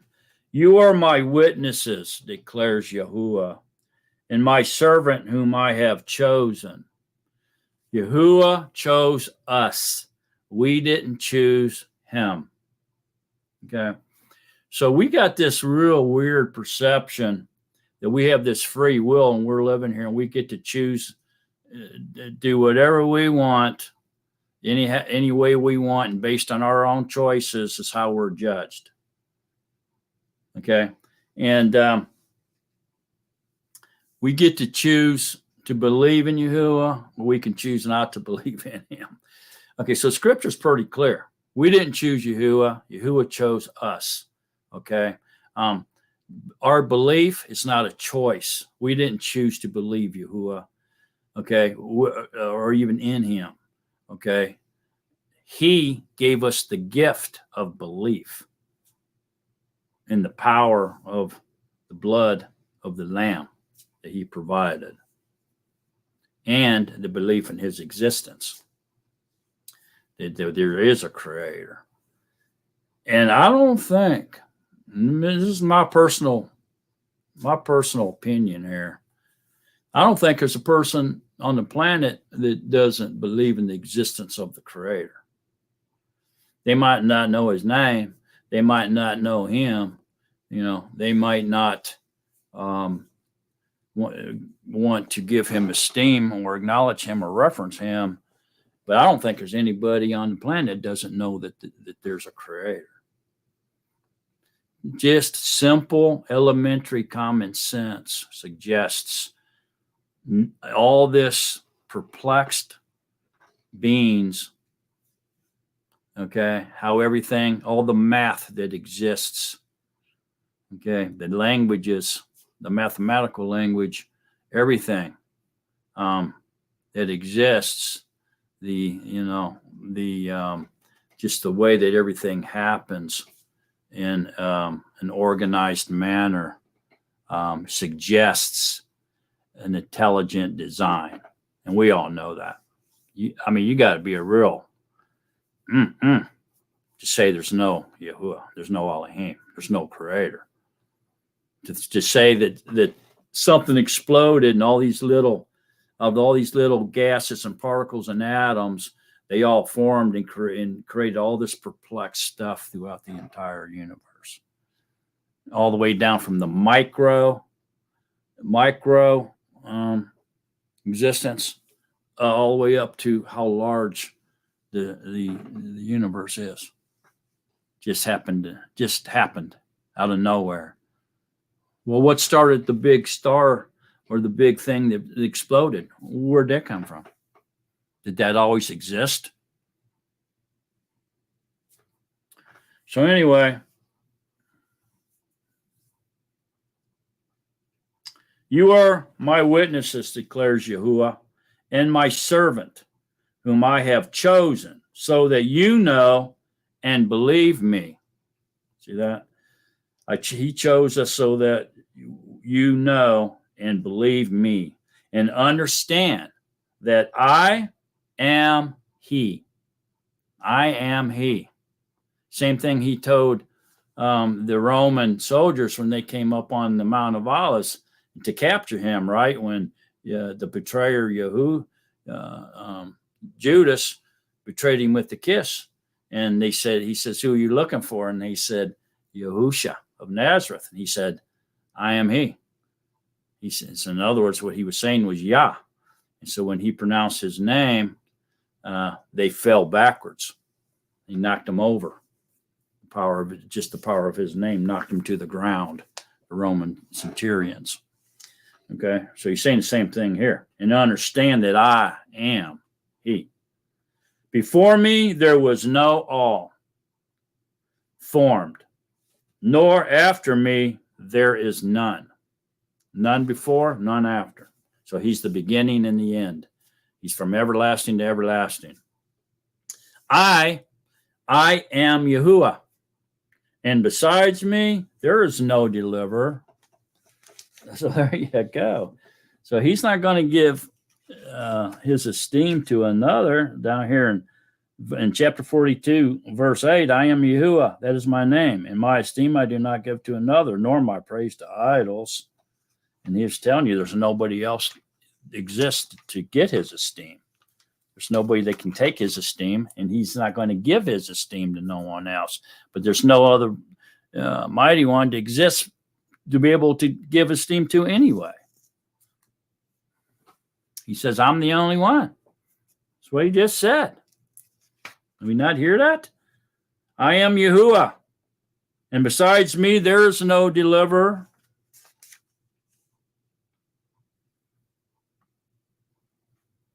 Before me there was no all form, nor after me there's none. There you go, man. So before me means nothing existed before him. It was just him. He was the existing one. He was the only thing that existed, nothing else. Nothing else. I'm not saying nothing, I mean nothing. Okay? And so we know that the light came, was the firstborn of all creation, which was life. Yahusha, the word, came. Okay? But yet he says, no all form, nor after me there is none. So after me, there's none. So he's not acknowledging the light, the firstborn of all creation, as being in all, as being equal to him or being separate from him, another deity, if you will, with another name. Because he's saying, nor after me there is none.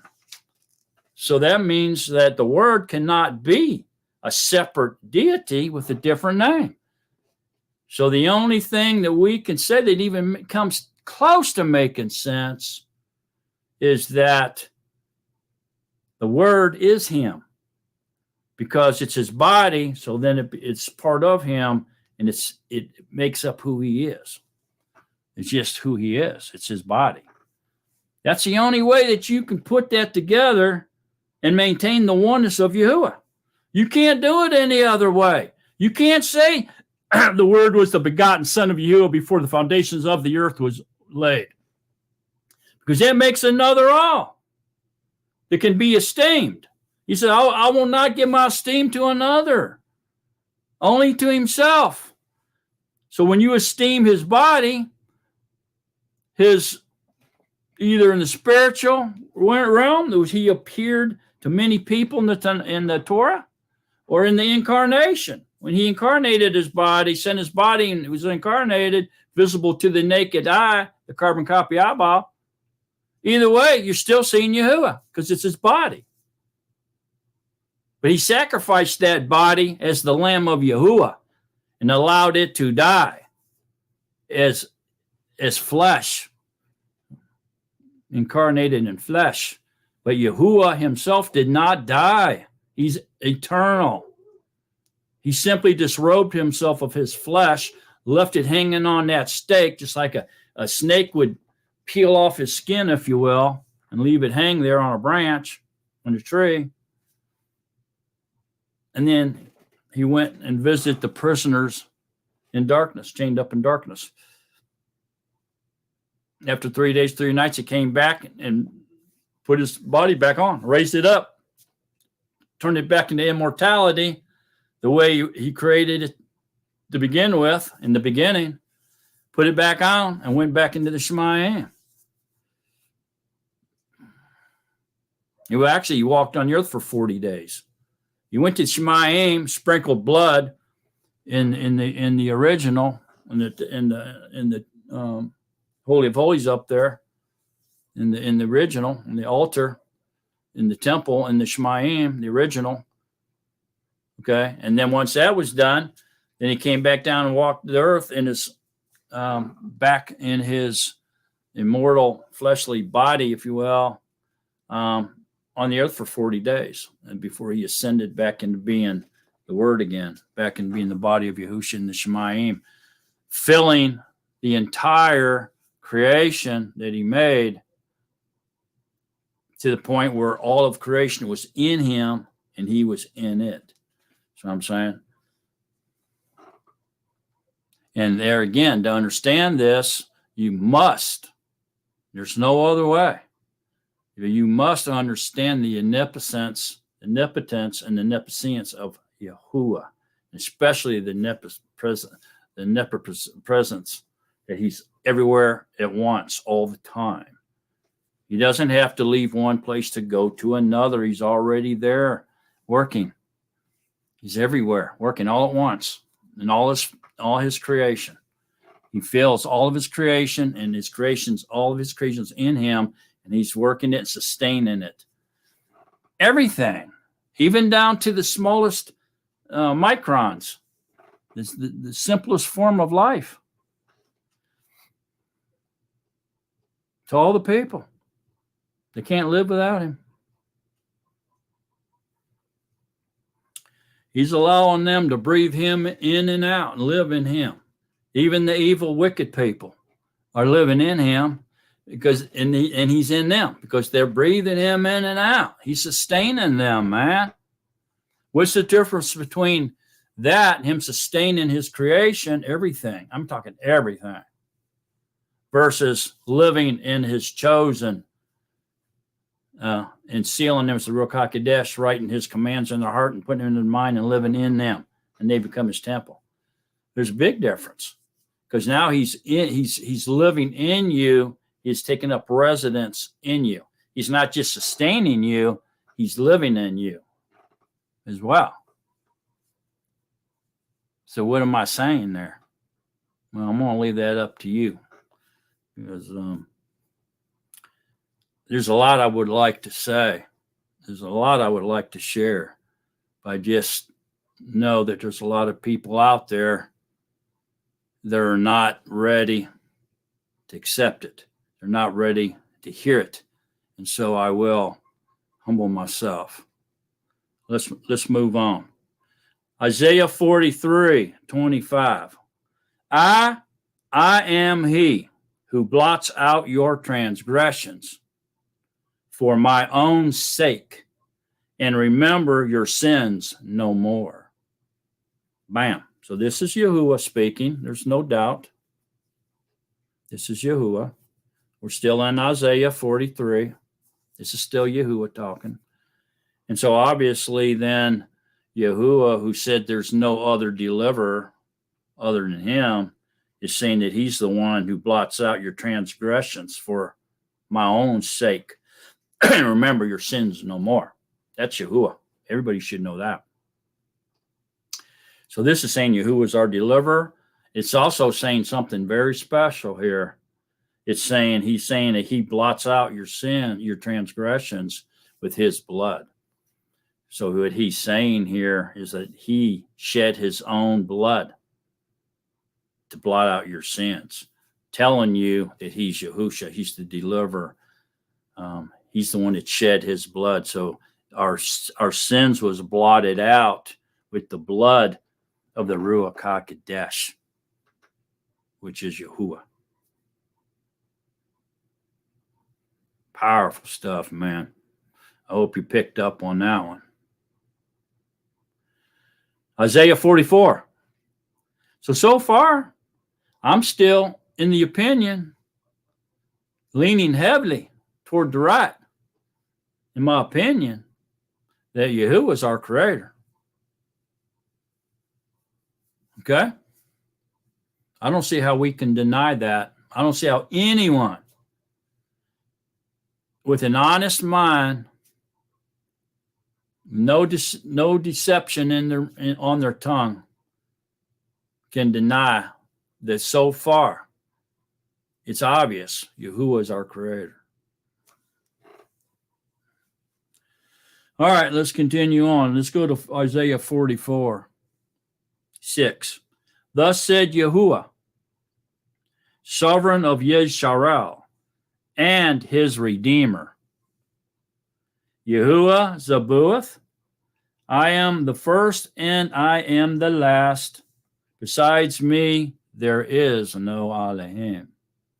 So here Yahuwah is blowing some minds right now, because he's saying they not only see the king of Israel, which we know that Yahushua was the king of Israel.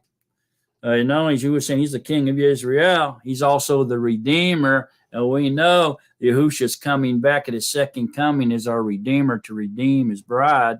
He's our kinsman Redeemer. We all should know that Yahuwah is saying he's the king of Israel and he's the Redeemer. And Yahuwah Zabuath, the king of the army, king of his armies.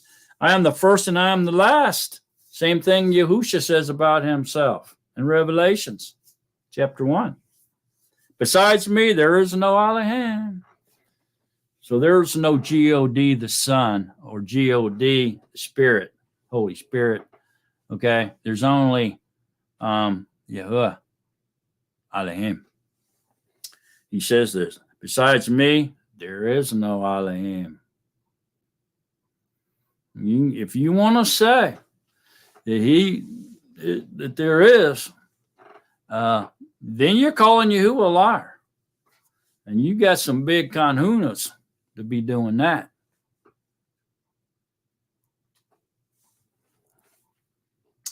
Okay, let's go over to 44:24.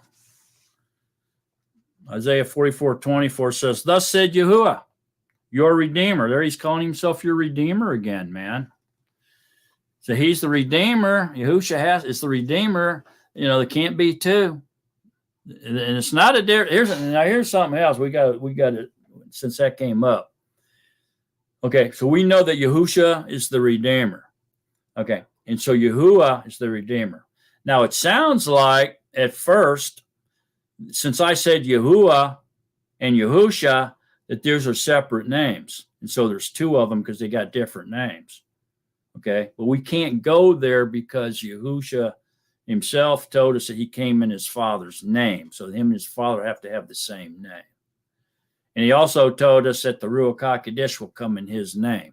So all three of them have the same name. There's only one name that you can be delivered by. Okay, there's not two names. So what's going on between Yahuwah and Yahushua? Well, it's the same name. It's just in Hebrew, it has a different meaning or a different definition because of the different role he's playing. So Yah, which means which was, which is to come, or I will be there, because that's speaking of the tenses. Okay, which was, which is to come. It's the past, present, future. His name holds the tenses because he's everywhere. I will be there. I am who I am, or I will be what I want to be. Okay. Ahaya, Asher, Ahaya, right? Okay. So his name is definitely saying that he can be whoever he wants to be, whenever he wants to be, and wherever he wants to be. And ain't nothing you can do about it. Okay. And Yahushua is the same name with just a different suffix added to it.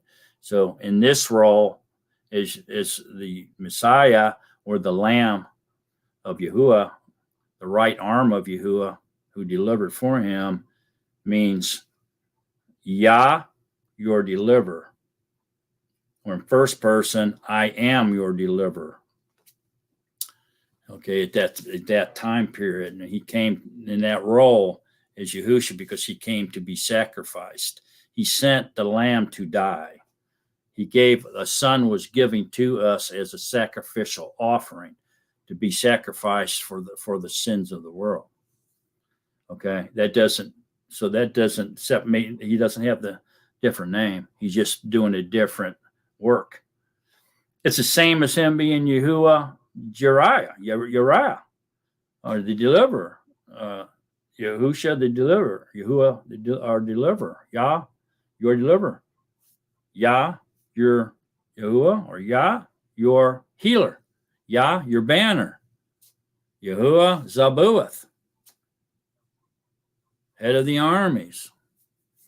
So forth and so on. There's many roles and things that Yahuwah did. And he can appear any way he wants to. He can manifest himself in any shape, form he wants to. And he can do it anytime he wants to. And he's everywhere at once. He can do whatever he wants, man. He can appear as a cloud to somebody in Egypt, and he can appear as Yahusha to the Native Americans in New Mexico, and he can appear down in South America as a lion. He can be a little child in Russia. He can do whatever he wants to do. He can be a whale and swallow up Jonah. He can be whatever he wants to be, whenever he wants to. And you know what? There's nothing you can do about it. So get used to it. Quit trying to confine him. You can't control him. He's the sustainer of life, man. He's the great life giver. You're not.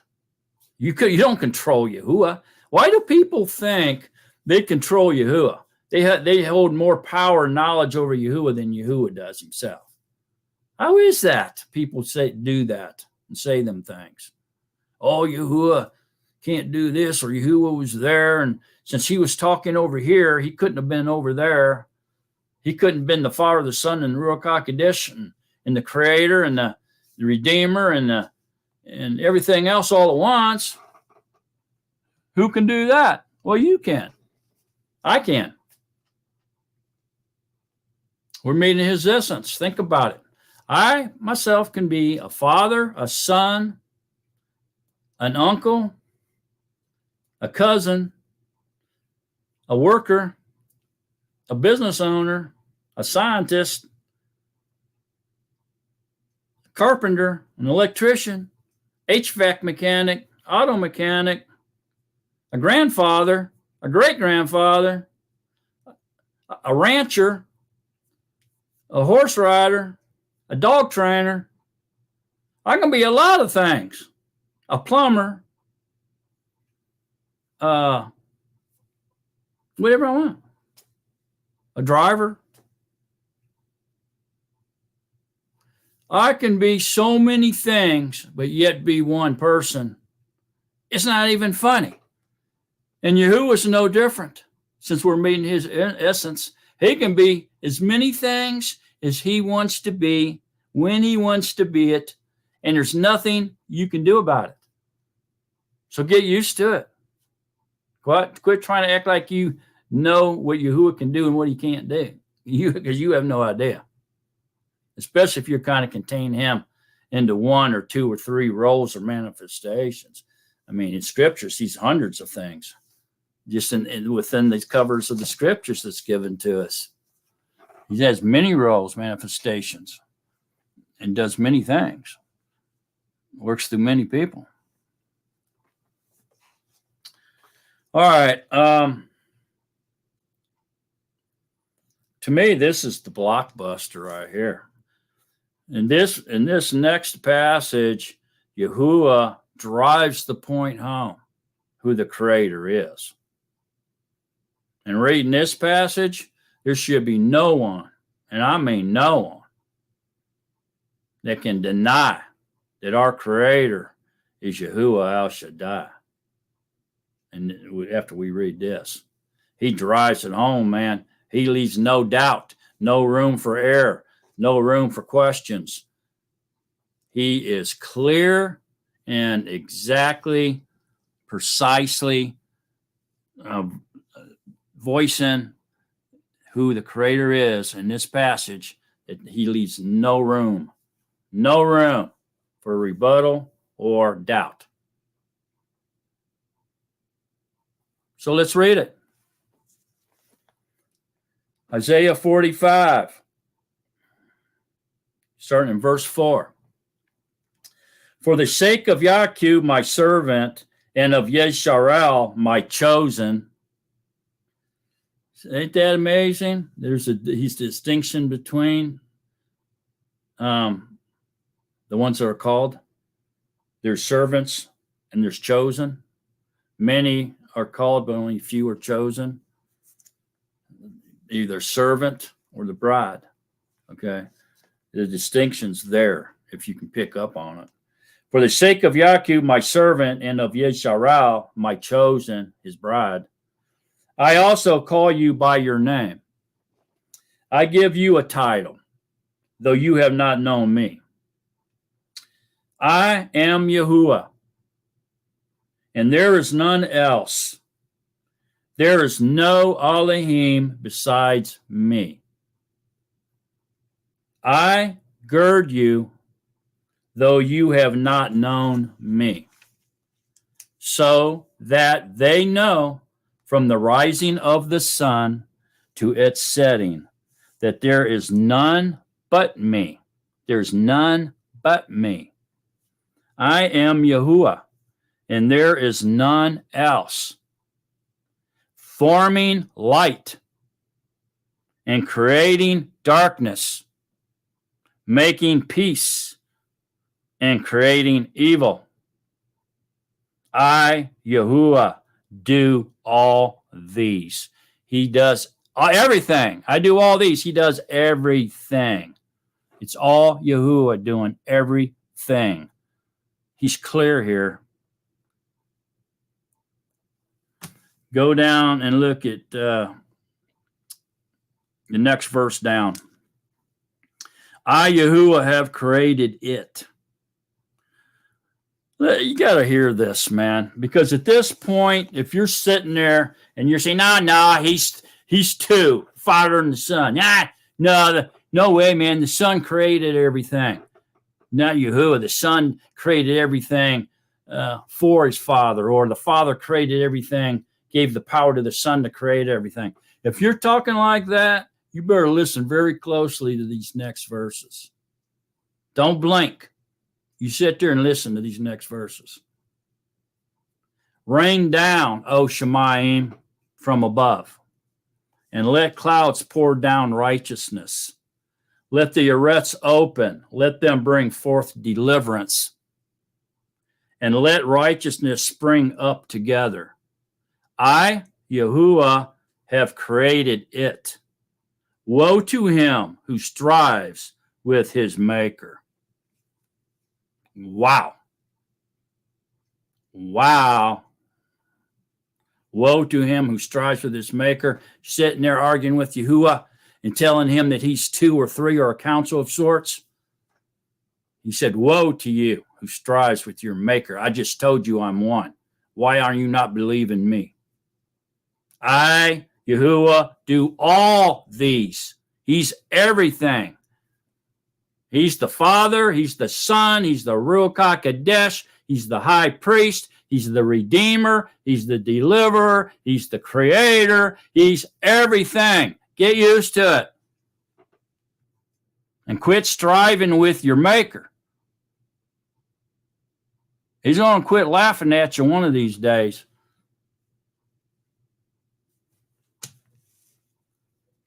Does clay say to him who formed it, what are you making? Or your handiwork say, he has no hands? Woe to him who says to his father, what are you bringing forth? Or to the Asha, what are you laboring over? Thus said Yahuwah, the set apart one of Yesharal, and his maker.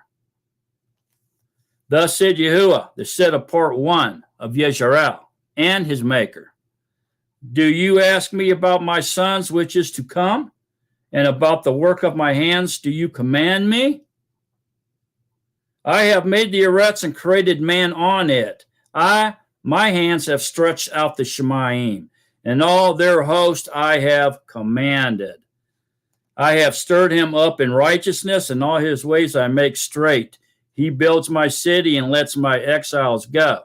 Not for price nor reward, declares Yahuwah Zabuath. Thus said Yahuwah, the labor of Mitzrayim and merchants of Cush and of Sebates, men of size, come over to you, and they are yours. They walk behind you, they come over in chains, and they bow down to you. They make supplication to you, saying, indeed, all is in you, and there is none else, no mighty one. So even the doubters, even the pagans, even the enemies of Israel are going to admit it. And they're going to say, indeed, all is in you. Yahuwah is in you. And there is none else, no mighty one, but Yahuwah. So get used to it, man. Because if you're going to sit there and strive with your maker and you're going to be the enemy of Yisrael and call Yahuwah a liar, one day you're going to admit it. You're going to have to admit it. You're going to have to admit that there is none else, no mighty one besides Yahuwah. And Yahuwah does all these. He's everything.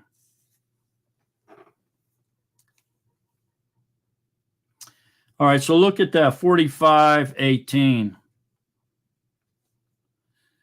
For thus said Yahuwah, creator of the Shemayim, he is Elohim, former of Eretz and its maker.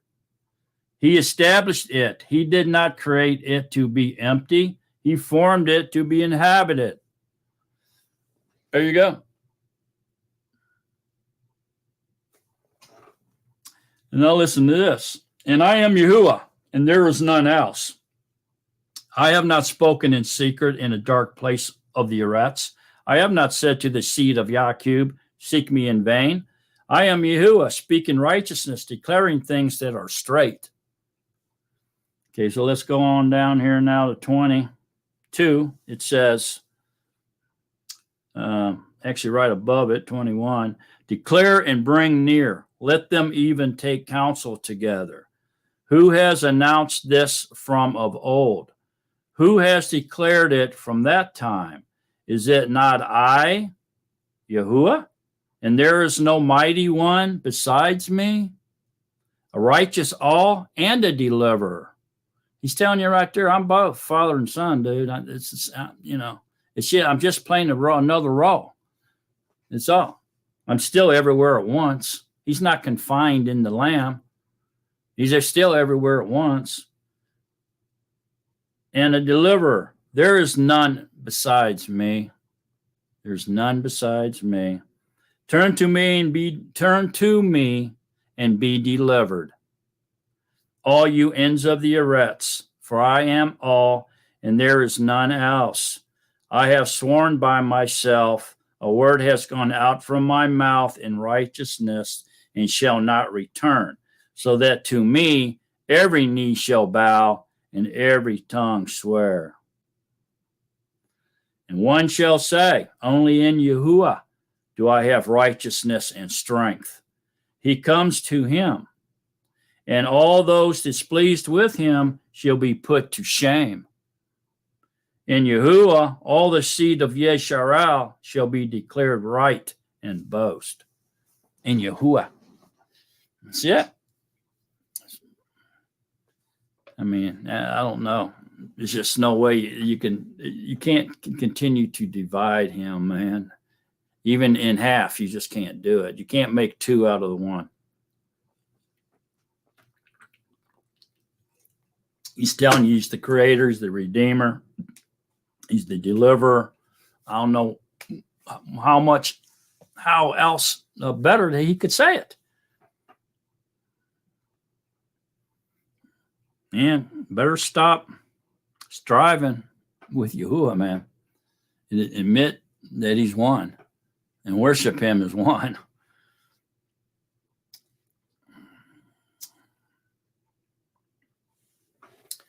Okay, so look at 46:8. Isaiah 46:8. Remember this and show yourselves men. Turn it back, your transgressors, you transgressors. Remember the former events of old. For I am all, and there is no one else. Elohim, and there is no one like me. Declaring the end from the beginning, and from of old that which has not yet been done, saying, my counsel does stand, and all my delight I do. Calling a bird of prey from the east, the man who executes my counsel from a distant land. Indeed, I have spoken it. I also bring it to pass. I have planned it. I also do it. See that? He says, I also do it. He's planned it all out. He created it all for his own delight. He's bringing in a counsel from a distant land. He's spoken it. He's going to bring everything to pass exactly how he planned it to happen. He knows exactly everything that's going to happen. I have planned it and I also do it. He's also doing it. He's doing it in you.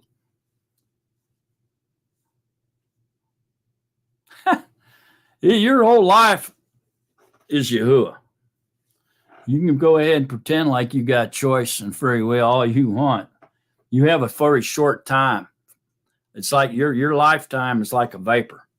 Here 1 second, gone the next. You can go ahead and pretend all you want. Live in that fantasy world and that delusion all you want to. But I'm telling you, Yahuwah is doing it. And his will will be done. He will take his beloved into eternity with him, with no shadow, no guilt, no wickedness, no evil, no darkness. None of that opposition will follow his beloved. They'll be set apart to Yahuwah and be with him forever. And all that other stuff, the opposition will be destroyed. Which will enable us to live in eternity, pure, clean love, perfect love, along with our Maker. That's your destination. That's his will. His will is for you to become love, perfect love like he is, so that you can live with him in everlasting life with no opposition, no darkness, no shadow of turning, no anything other than love. 360 degrees of light around you. You will not cast a shadow. Listen to this. Listen to me, you stubborn-hearted who are far from righteousness. I shall bring my righteousness near. It is not far off. And my deliverance, it is not delayed. And I shall give deliverance in Zion, my esteem to Yisrael. Powerful stuff, man. So in other words, our righteousness is his righteousness. Not even your obedience is yours, man. It's his. Because he's living in you. You think he can live in you and allow you to be unrighteous? No way, man. His righteousness is your righteousness. Look at Psalms 139. Wait a minute. Let me see. Let's take a look here real quick at, let me see. Look at Zechariah. Go to Zechariah 13. Zechariah 13. And let's get a look up here about verse 6 or 5. Go to 5. But shall say, I am no prophet, I am a farmer. Oh, working the harvest, baby. For a man sold me as a slave in my youth. Wow. And one shall say to him, what are these wounds in your hands? And he shall say, because I was wounded at home by those who love me. Okay. And so is that Yahuwah speaking? Of course it is. Look over at chapter 12. Chapter 12, verse 10. And I shall pour on the house of Daud and on the inhabitants of Jerusalem a ruach of favor and prayers, and they shall look on me, whom they pierced, and they shall mourn for him as one mourns for his only son, and they shall be in bitterness over him as the bitterness over the firstborn. In that yom, in that day, the mourning in Jerusalem is going to be great, like the mourning of Hadad Ramam in the valley of Megiddo. So here you go, man. This is Yahuwah talking here in Zechariah, and he's saying that they would look on him who they pierced. They pierced Yahuwah in his body, incarnated body, man. What are these wounds in your hands? And he shall say, because I was wounded at home by those who love me.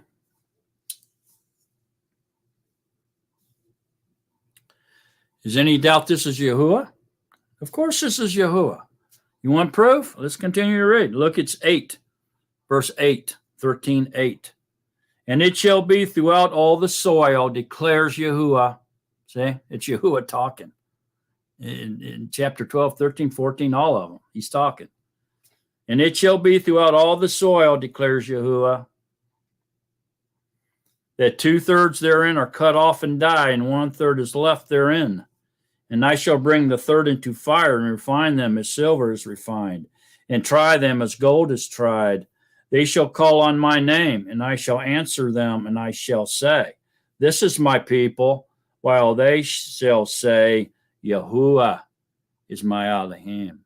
So Yahuwah is the one that was wounded and pierced by his people, with those whom love me. Isn't that sad? It's a very sad thing, man. And you read that, I mean, it's heartbreaking, really. Okay, so look at this over here in 14. This is all Yahuwah speaking, okay? Yahusha's not coming on the scene here yet. We're in Zechariah here. That right there should tell you this is Yahuwah, okay? But see, a yom shall come for Yahuwah, and your spoil shall be divided in your midst, and I shall gather all the nations to battle against Jerusalem. And of course, this is Armageddon. And the city shall be taken, the houses plundered, and the women ravished. Half of the city shall go into exile, but the remnant of the people shall not be cut off from the city. And Yahuwah shall go forth, and he shall fight against those nations. And he fights in the yom of battle, and in that yom his feet shall stand upon the Mount of Olives, which faces Jerusalem on the east. And the Mount of Olives shall be split in two, from east to west, a very great valley, and half of the mountain shall move toward the north, and half of it toward the south. And you shall flee in the valley of my mountain, for the valley of the mountains reaches to Atzal. And you shall flee as you fled from the earthquake in the days of Uzziah, sovereign of Yehuda. And Yahuwah, my Elohim, shall come, all the set apart ones with you. And in that yom it shall be, there is no light, it is dark. The day of Yahuwah, the second coming of Yahusha, the day of Yahuwah is the same thing. This is all speaking here, and Yahuwah, and Yahuwah, and Yahuwah. It's Yahuwah. whose feet's going to stand upon the Mount of Olives at the second coming. You see it? It's given the same exact description as Yahusha in the Nazarene writings because they're the same. And they only have one name.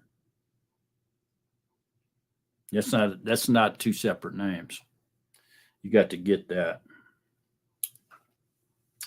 And look at this in verse 9, Zechariah 14:9. And Yahuwah shall be sovereign over all the Eretz. This is after the second coming, the day of Yahuwah now. And Yahuwah shall be sovereign over all the Eretz. In that Yom, there shall be one Yahuwah and his name one. So in other words, he already is, but after the second coming, after the day of Yahuwah, he'll be sovereign over the entire Eretz and the entire inhabitants of the earth, and will know that Yahuwah is one, and they will know the one name that they have to call upon for deliverance, and know he only has one name and that he's one.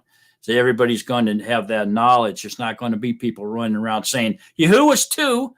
The Father and the Son are two different deities. There's no going to be anybody running around saying Yahuwah's three deities sitting on a elongated bench. There's not going to be anybody around saying Yahuwah is one with three persons making him up in the Godhead. Yahuwah is a three-headed monster sitting on the one throne. Ain't nobody going to be going around saying any of that kind of stuff. Nobody's going to run around saying his name's Jehovah, his name's the J-Man. No, they're going to be saying he's the Yahuwah, the one true living Elohim, the creator, the redeemer, the deliverer of mankind. Yahuwah, the great El Shaddai, the great all in all. That's what they're going to be saying. See what it says right there? Okay. So let's get out of Zechariah. I mean, very clear, folks. I got to go along with what we've been saying all along. Yahuwah is our creator. Look at Psalms 139, verses 13 through 18. For you possessed my inwards. You possess my inwards. You have covered me in my mother's womb. I give thanks to you, for I am awesomely and wondrously made. Wonders are your works, and my being knows it well. My bones was not concealed from you. When I was shaped in a hidden place, knit together in the depths of the Eretz, your eyes saw my unformed body. Knit together as in DNA. And in your book, all of them were written. The Yamam, they were formed, while none was among them. He knew you before you were formed. You're written in his book. And how precious are your thoughts to me, all. How great has been the sum of them. If I should count them, they would be more than the sand. When I wake up, I am still with you. Oh, that you would slay the wrong, Allah. Depart from me, therefore, men of bloodshed. They speak against you wickedly. If you say that he's more than one, you're speaking against him wickedly. You're calling him a liar. You're blaspheming him. Saying that he's a liar. That's speaking wickedly, for sure. Saying he has more than one name or a different name. That's speaking wickedly, too. They speak against you wickedly. Bring your enemies to oblivion. Yahuwah, do I not hate them who hate you? And do I not loathe those who rise up against you? With a complete hatred I hate them. They have become my enemies. Search me all and know my heart. Try me and know my thoughts. And see if an idolatrous way is in me, and lead me in the way everlasting. It's all talking about Yahuwah, man. Okay, so now let's enter into the Nazarene writings. Continue on now. And let's look at John 1. This was one of the ones that they just, the ones that debated, as I was telling you about in the beginning, just blew my mind, man, when they started talking in this chapter. I couldn't believe it. But anyways, in the beginning was the Word. Look, the light is Yahushua. We know that. Firstborn of all creation.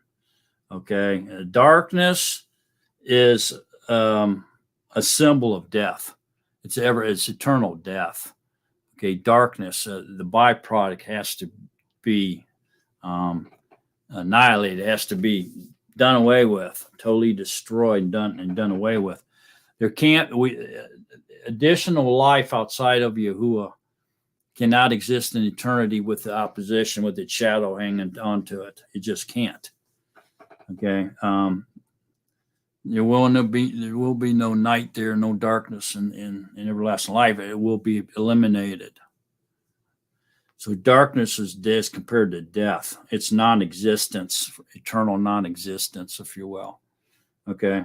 So in the beginning, going back and comparing this now to Genesis, what we read in Genesis, okay? In the beginning was the Word, and the Word was with Elohim. So when he created, remember the light, that's life, that he created, first thing he did, well, here we go. It was the Word. It was his body. He called his body the Word. That was the name for it.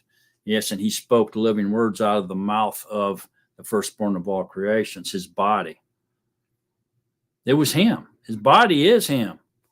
It's not a separate being or a second person or a third person. It's him. It's a spirit in his created body. Was the Word, and the Word was with Elohim, and the Word was Elohim. See that? The Word was Elohim. His body was him. It wasn't a second person or third person. Okay, there was no division there. There was no identity crisis, man. There was no second person that's sharing Yahuwah's esteem. There's not. It's him. He's esteeming himself through his creation, which was his firstborn of all creation, the Word, his body, the messenger of Yahuwah, Yahushua, after the incarnation, as our deliverer. He'll come when Yahuwah comes back, he's coming back in the role of our Redeemer.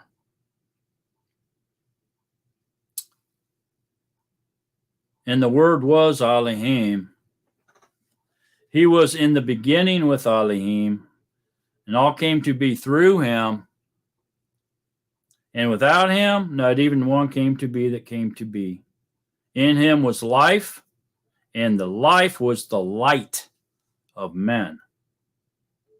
And the light shines in the darkness. It's like it told us in Genesis 1. The light separated the darkness. In other words, the light removes the opposition, the byproduct.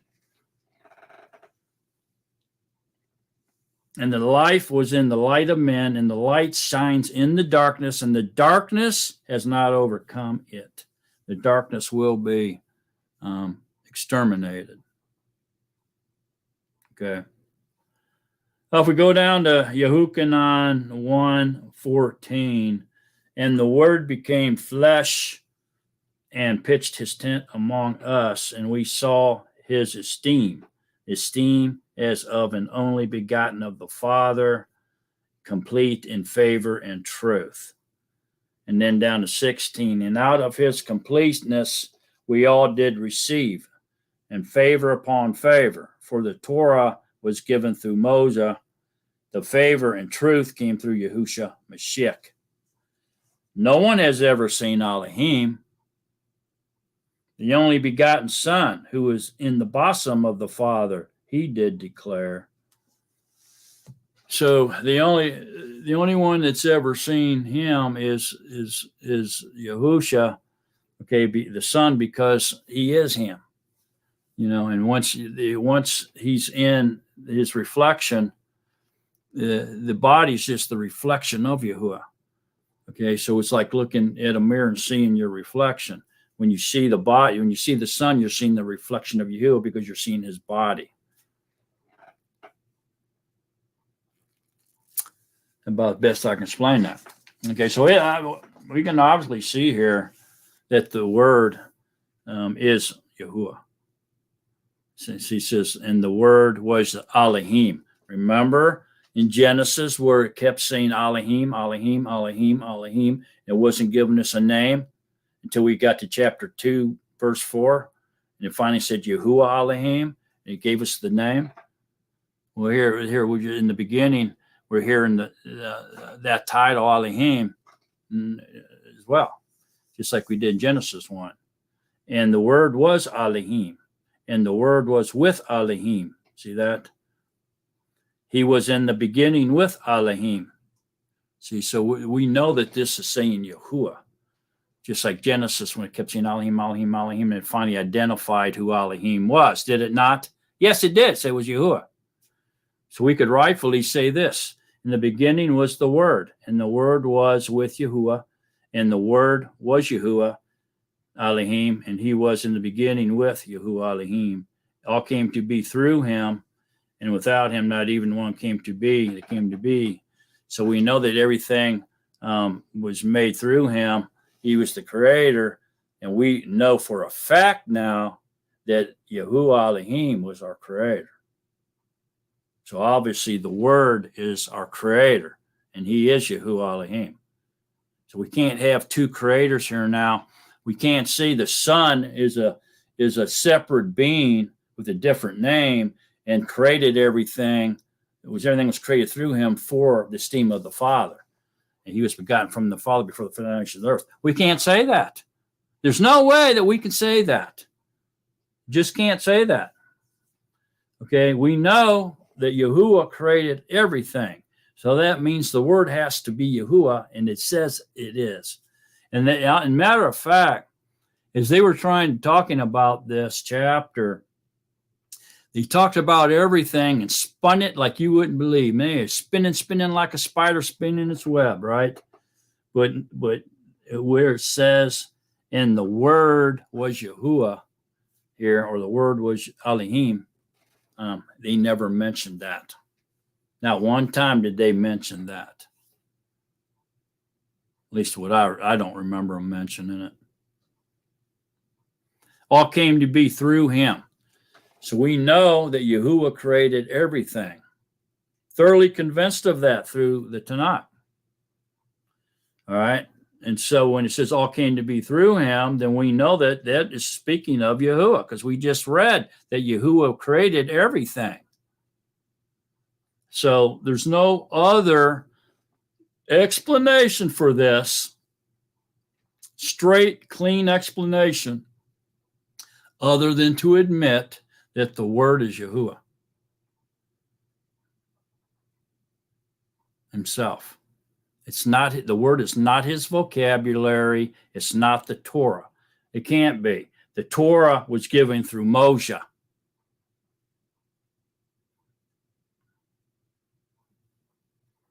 The favor and the truth came through Yahushua HaMashiach. You see that? It's not his vocabulary. It's not his alphabet. It's him. The Word is Yahuwah.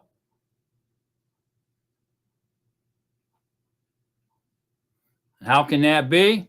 Because his body, the first one of all creation, that he created everything through, is him. Just like this body is me. We already went through that. We should all see that clearly. It's not rocket science. It's not that hard to see that. So once we admit that Yahuwah is doing everything, he does all these, creates everything, he forms everything, he's acting out every single role and every single manifestation committed to mankind, because he will not give his esteem to another. Now we can safely, and we should joyfully admit that Yahuwah is everything, and he does it all. He does everything. There's no second. There's no other mighty one besides him. He's doing everything. He's playing all those roles. The only reason he created bodies, so his creation, he could communicate with his creation. He wanted them to know him and see him. Over 100 people saw him and knew him in the Tanakh. If he's invisible and can't be seen, how is that? They plainly saw him in his body. He manifested himself into the likeness of a man. He created his body his body in the form of his creation, which was humans. He wanted to look like them, his creation to look like him, and him to look like them, so we would recognize him and be close to him. That's why he wants you to love others as yourself before you claim to love him, because he made us himself, his own body, and us in the same form, in the same likeness, so we could be a family, not different looking creatures, but look the same as our Creator. How powerful is that? That's powerful stuff right there.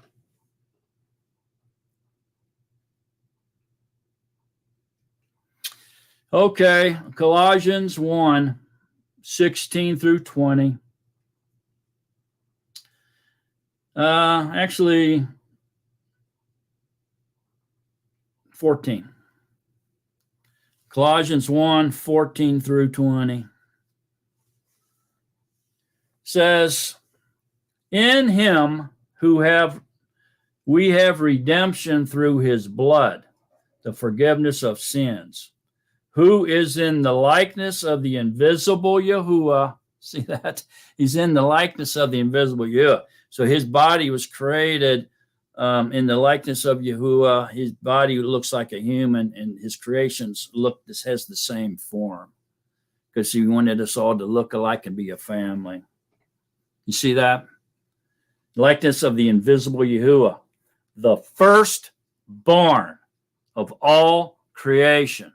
The first thing ever made by Yahuwah was his body for himself, to be seen by those he would make afterwards through his body.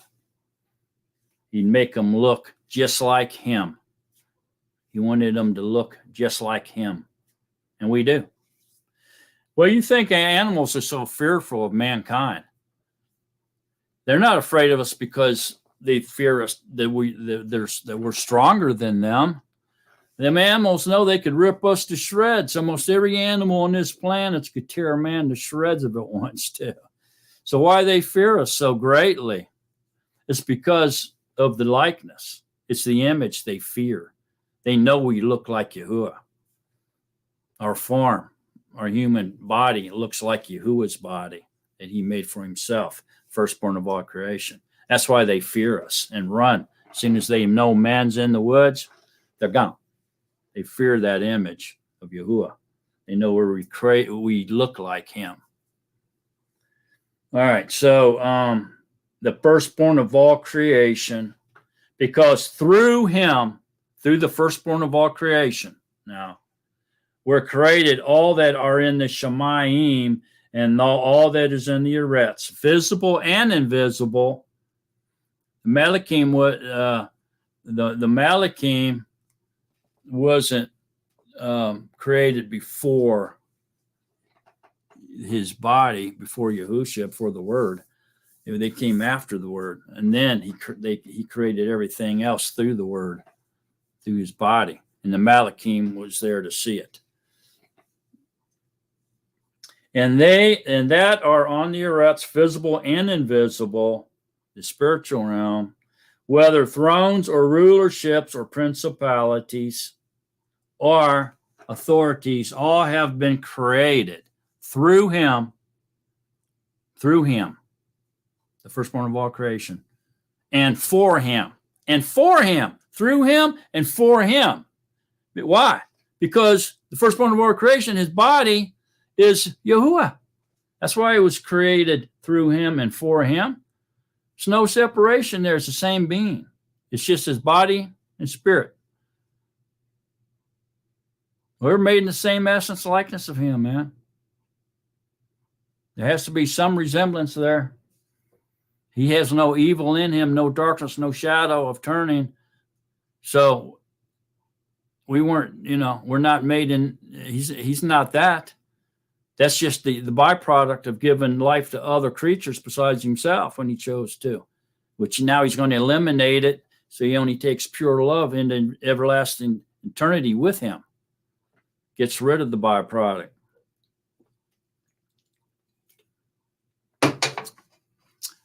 Powerful stuff, man.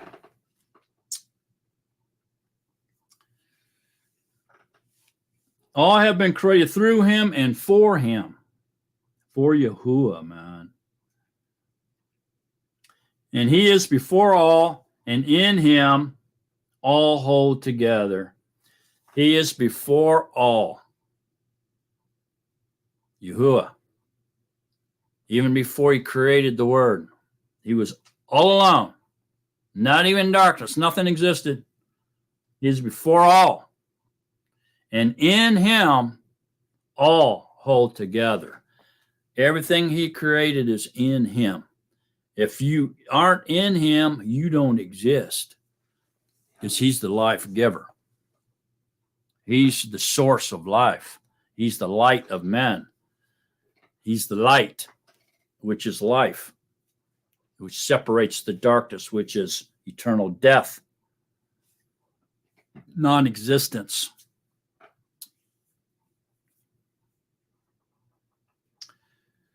And all hold together. And he is the head of the body, the assembly, who is the beginning, the firstborn from the dead, that he might become the one who is first in all.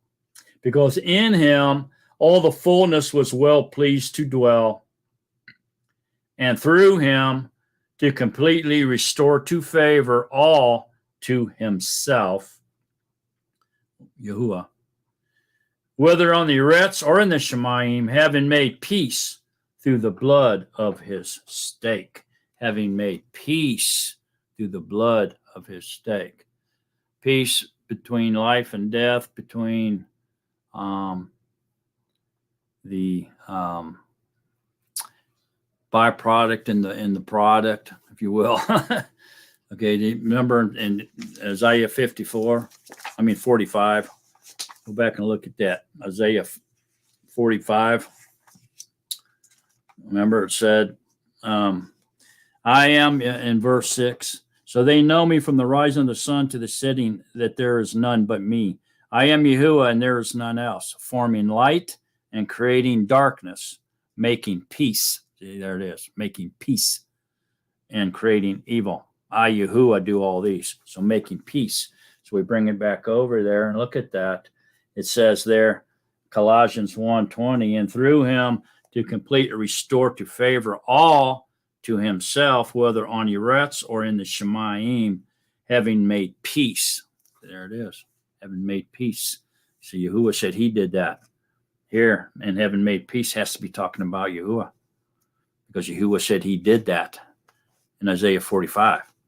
Through the blood of his stake, the shedding of the blood of the Ruach HaKodesh that was transformed into flesh. He was incarnated, wrapped in flesh, robed in flesh, revealed in flesh, so that carbon eyes could see him and know who he was and what he was doing. He's their creator, deliverer, redeemer, king, everything. He's even their peace. He's even your peace, joy, and your love, your righteousness. He's everything. Yahuwah is everything, man. I came to that conclusion a long time ago. Yahuwah is everything. Okay, Hebrews 1. Hebrews 1:1. Yahuwah, having of old spoken in many portions and many ways to the fathers by the prophets. has in these last Yamam spoke to us by the Son, through the incarnation, whom he has appointed heir of all, through whom also he made the ages. Through him he made the ages, who being the brightness of the esteem and the exact representation of his substance, and sustaining all by the word of his power, having made a cleansing of our sins through himself, which is Yahuwah, through himself, set down at the right hand of the greatness on high, having become so much better than the messengers, as he has inherited a more excellent name than them. Okay, so this is pretty clear, that the incarnation was the exact representation of his substance, which means it was him. That means that by his body, that incarnation, the carbon fleshly body that we could see with our carbon eyes, was Yahusha, the exact representation of his substance. It's who he is. It is Yahuwah. You're just seeing his body transformed into flesh. He called him son because he was coming to die for the sins of the world. He was going to be a sacrifice, the same as the son of Abraham. Yitzhak was going to be the sacrifice. He was the type or the foreshadow. Okay, so his only begotten son. So Yahuwah made this type into a reality when he became flesh. And he called that flesh incarnation his body that was transformed from the firstborn of all creation, from the light into flesh, and walked among us, called him son. Okay, and the son then is always refers to the incarnation, the Lamb of Yahuwah. Okay, and so by saying son to this, he was exposing to us, okay, that he would be born of a woman, and now all of a sudden, the begotten, if you will, has a mother. So now all of a sudden, since the firstborn of all creation came through a human woman, he had a father now and a mother, and so now Yahuwah was pleased to call him son in the flesh. So he referred to the Lamb of Yahuwah as the son, is exactly the way Abraham's son was the sacrifice that Yahuwah would decide whether or not he was going to do this for us or not through Abraham. As a matter of fact, he already made that decision before the foundation of the earth, because the lamb was slain before the foundations of the earth. So through Abraham, he showed us, he gave us the prophecy, the prediction, so we could understand what he was going to do. He was going to come and as a human man and call himself son, because he would come through the loins of a woman and be born of a father and a mother.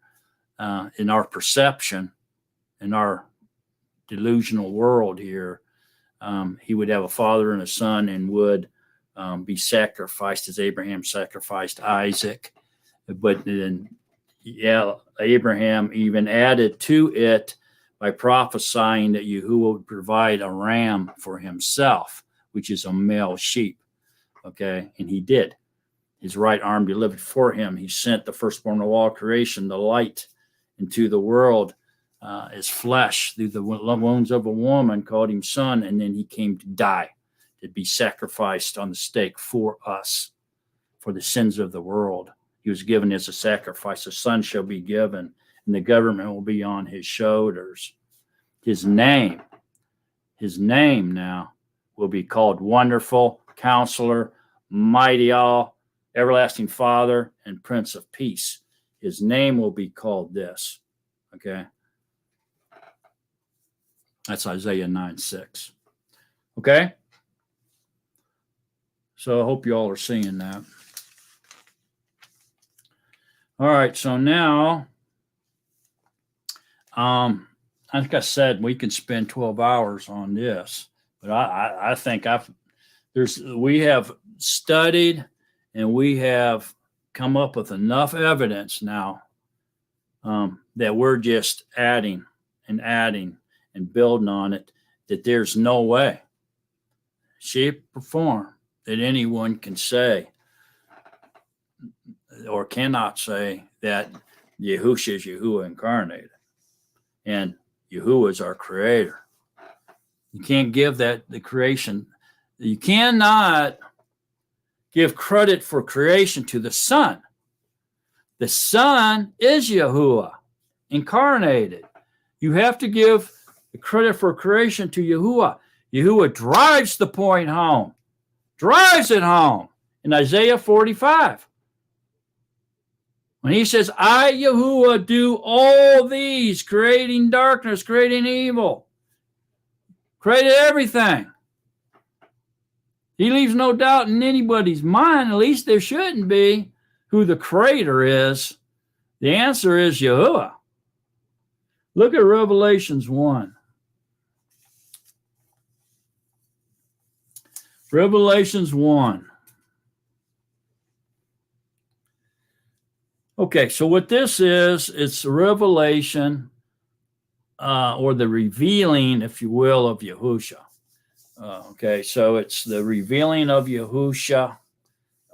It's opening up, taking off the veil, letting you know who Yahushua is, without a shadow of a doubt, is what this Revelations is. It's the revealing of the Yahushua. And it goes on, and it begins, and in chapter 4, it goes on and starts predicting and prophesying about the second coming of Yahuwah. Okay, just remember, Zechariah 12, 13, 14. It's Yahuwah whose feet are going to stand on the Mount of Olives. That's the second coming of Yahushua. Okay, so it's one name, Yahuwah. You can say the one name is Yahushua if you want to, but when Yahushua said, I came in my Father's name, Yah or Yahu, okay, then he said, so his name was Yahushua. So we know that the Father's name had to be Yahushua if he came in his Father's name. Okay, so that's saying that Yahushua is the Father's name in that role as our deliverer and redeemer. And at the second coming, okay, it's going to be Yahushua, man. Because he said, I came in my Father's name. So that means the Father's name has to be Yahushua. And his name we know is Yahushua. And then he said, the Ruach HaKodesh will come in my name, which is Yahushua. So that's only one name that you can be delivered by. And that name is Yahushua. You better know that name. And that's the name you better call on for deliverance and forgiveness and deliverance is Yahushua. That's the one true name.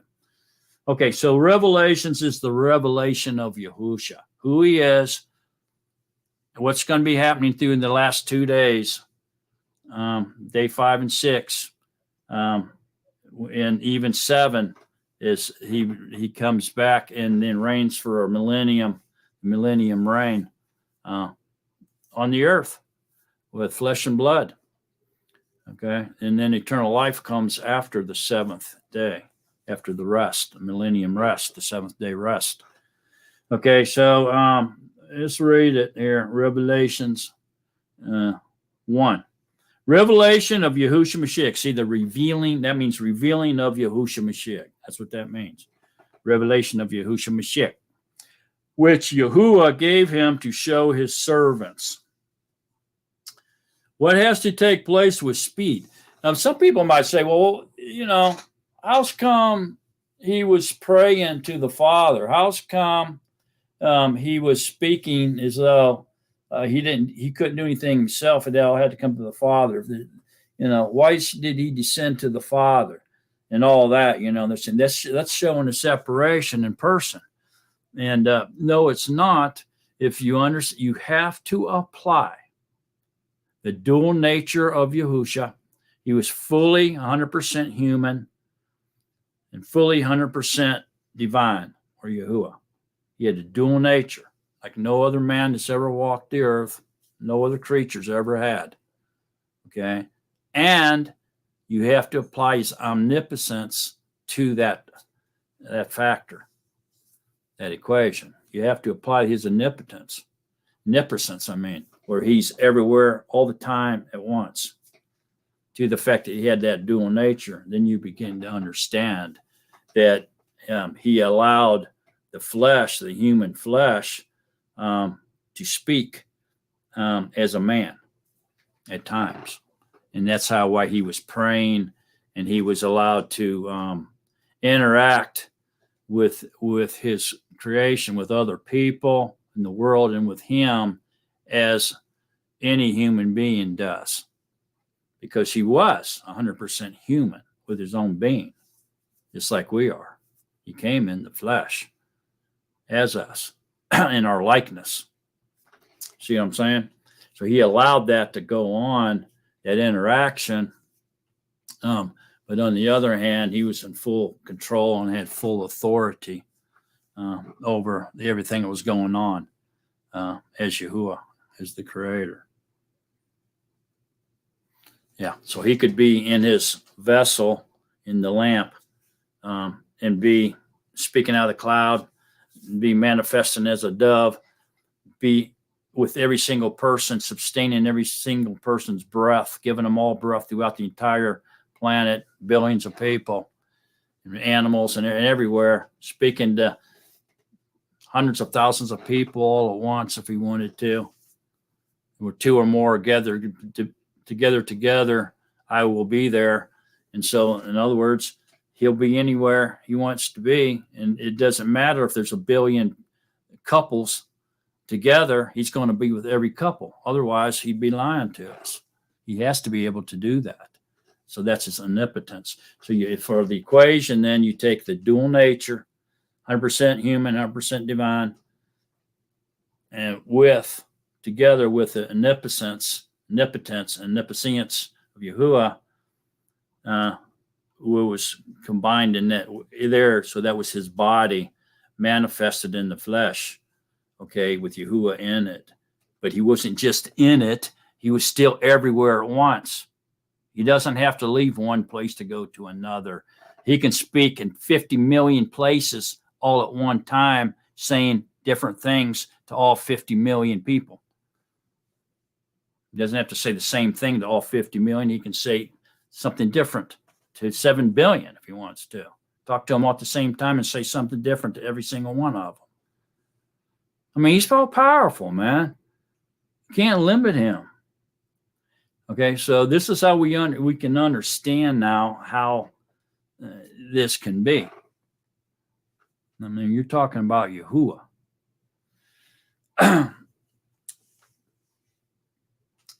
And he signified it by sending his messenger to his servant Yehukanan, who bore witness to the word of Yahuwah, and the witness of Yahushua Mashiach to all he saw.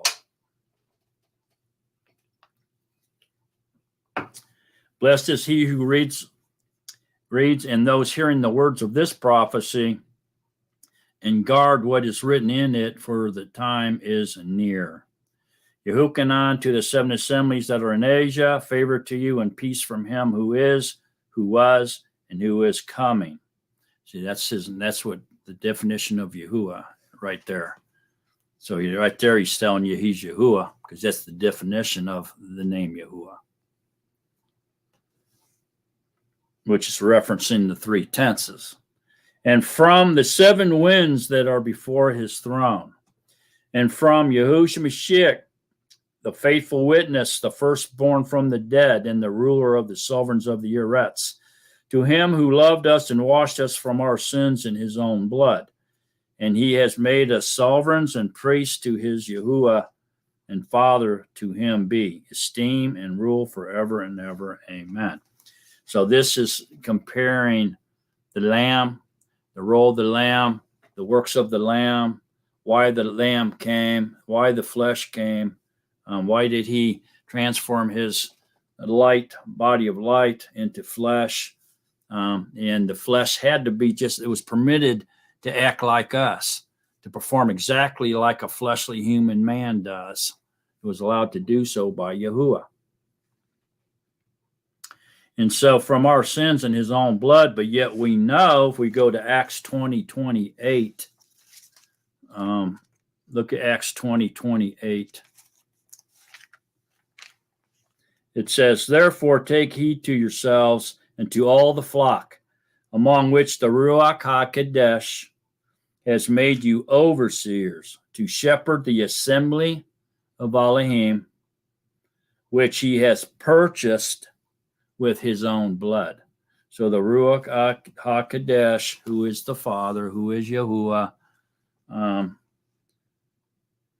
purchased us with his own blood.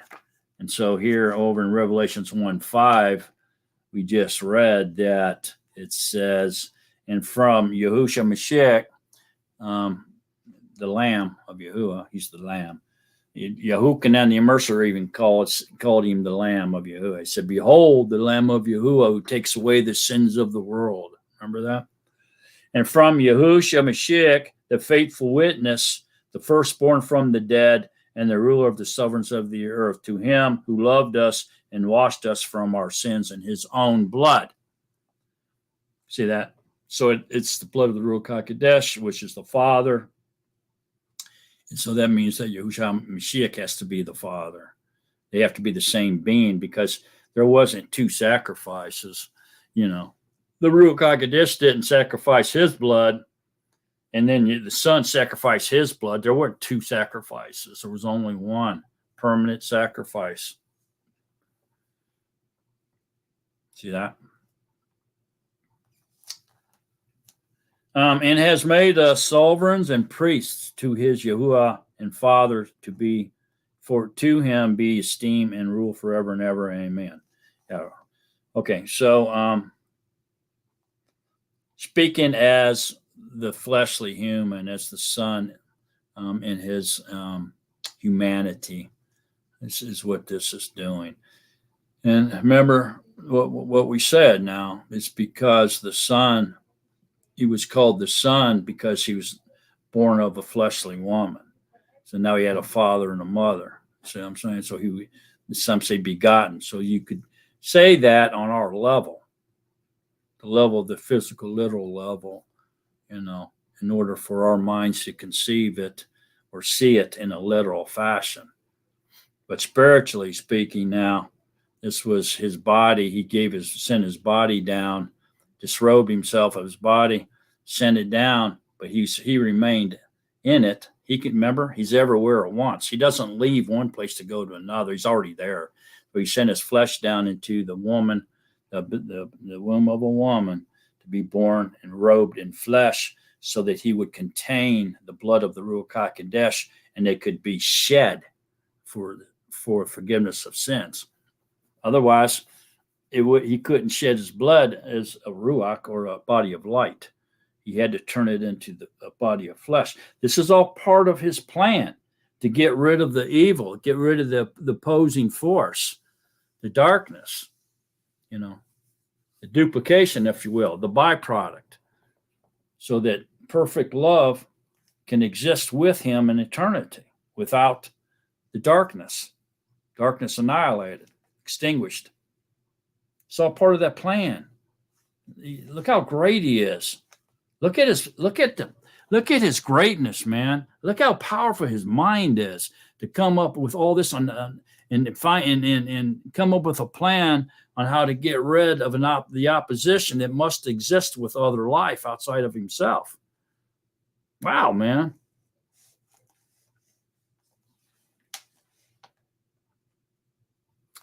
See, he is coming with the clouds, and every eye shall see him, even they who pierced him. Remember what Zechariah said? They pierced Yahuwah. His friends at home who loved him or knew him pierced him. And all the tribes of the Yeret shall mourn because of him. Yes, amen. I am the Aleph and the Tav, beginning and the end. Okay, so this is the revelation of Yahusha. It's the revealing of who Yahusha truly is. And we know that Yahuwah is the only self-existing one that had no beginning. So when he says, I am the leaf and the taw, the beginning and the end, says Yahuwah. Yahuwah is the only one that can say that, but yet this is Yahusha saying this to Yahukanan. So he's proclaiming to be the Father by saying, I am the leaf and the taw, the beginning and the end, says Yahuwah, who is, who was, and who is to come, the Almighty, Al Shaddai, the mighty Al, the everlasting Father. Yahusha right here is telling Yahukanan that that's who he is. Not only is he exposing that he's Yahuwah, he's giving him a definition of his name and letting him know, I exist. I'm everywhere at once. He's explaining his omnipotence by saying that I exist in all three tenses, past, present, and future. Who is, who was, and who is to come. Who is come. Who is to come? Who's going to come? Who are we waiting on? Who is to come? It's Yahusha, right? At his second coming. So it's Yahusha is Yahuwah. He's the one who's going to stand on the Mount of Olives. He's the one who was pierced. He's the Almighty. He's the Aleph and the Taw. He's the beginning and the end. He's which is, who was, and who is coming, who is come. That is Yahuwah, the Almighty, Al Shaddai. Right there, Yahusha cannot get any clearer by revealing who he is, that he's the Father. It says he told those two pupils who asked him the same stupid question. How you don't know where to get to you and who's, who's the Father, And they said, you from now on, you know him and have seen him. And then Philip turns right around and says, well, show us the Father, and it'll be good enough. We'll believe you then. And then Yahusha says, Philip, have I not been with you so long that you do not know that I am the Father? I mean, crazy. You told both of them back to back. But yet they spin that. They were spinning that in that debate. And it wasn't a very good spin either. It was kind of a ridiculous spin. But the way they were able to gather their knowledge and spin that, well, I could see where it would lead many innocent astray. People that have not really read scriptures or have been able to identify who Yahusha truly is. Don't know Yahuwah. They could easily be tricked by the knowledge of men. And I witnessed that as being true. And I could see how that could happen. So anyway, I, Yahukanan, both your brother and co-sharer in pressure, and in the reign and endurance of Yahusha, Mashiach came to be on the island that was called Patmos for the word of Yahuwah and for the witness of Yahusha Mashiach. I came to be in the Ruach on the Yam of Yahuwah. So he came to be in a spatial phrase shift, ushering him forward in time to the day of Yahuwah in order to witness events so that he could report to us what this whole book is about, the day of Yahuwah or the second coming of Yahushua. It's the same thing because it's Yahuwah who's coming back as the deliverer, not as our deliverer, but as our redeemer on that day. This is, in order to witness events. So we could say that he maybe translated, maybe he took him from the present day that he was on Patmos and translated him into the future to the day of Yahuwah, the second coming of Yahushua, and allow him to see it, see the condition of the Eretz after the destruction through 2 nuclear wars, and after the enraged devil, Satan, the wrath of Hashatan was upon the earth for 3.5 years, what the condition of the world looked like, and they allowed him to see the coming of the second coming of Yahushua, you know. And so whatever it was, either translated him from one time period to the next time period, or it was in a vision, or it was whatever it was. John got to witness it by seeing it and hearing it and actually experiencing it. Okay. It wasn't something told to him. He experienced it. However he got there. Okay. All right. So this isn't talking about going to Sunday school in a circus. And nothing to do with that. All right. So, and I heard behind me a loud voice as of a trumpet, saying, I am the leaf and the taw, the first and the last. And write in a book what you see and send it to the 7 assemblies of Asia, to Ephesus and to Smyrna and to Pergamos and to Thyatira and to Sardis and to Philadelphia and to Laodicea. And I turned to see the voice which spoke with me. And having turned, I saw 7 gold lampstands, which is symbolic of a menorah, which is symbolic of Yahushua. And in the midst of the 7 lampstands, one like the son of Adam, dressed in a robe down to the feet and girded about the chest with a golden band. His hair, his head and hair were white as white wool, white as snow, and his eyes as a flame of fire, and his feet like burnished brass as if refined in a furnace, and his voice as the sound of many men. So this is pretty much not an exact duplication, but extremely close to what we read in Daniel when he describes the Ancient of Days, which we all know is Yahuwah. So this description here now of Yahushua is very, very close to the same description that Daniel gives us of Yahuwah, the Ancient of Days. Okay, and in his right hand he held 7 stars, and out of his mouth went a sharp 2-edged sword, and his face was as the sun shining in its strength.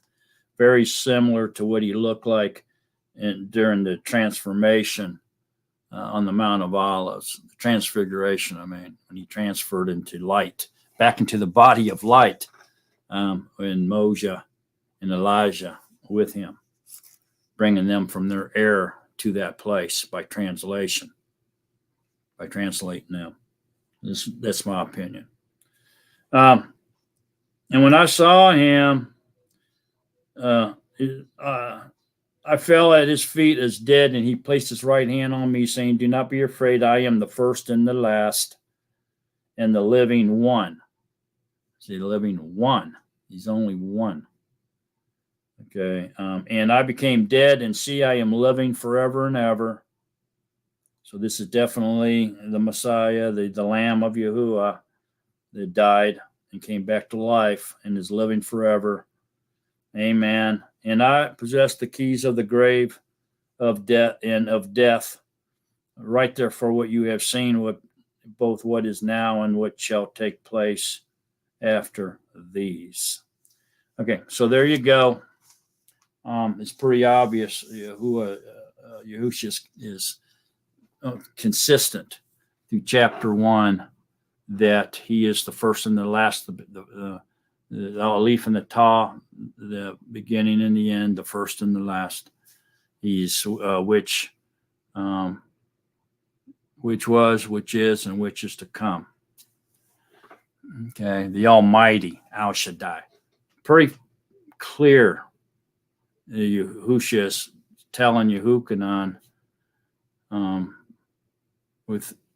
without any doubt, really, without a shadow of a doubt. He's telling him he's Yahuwah.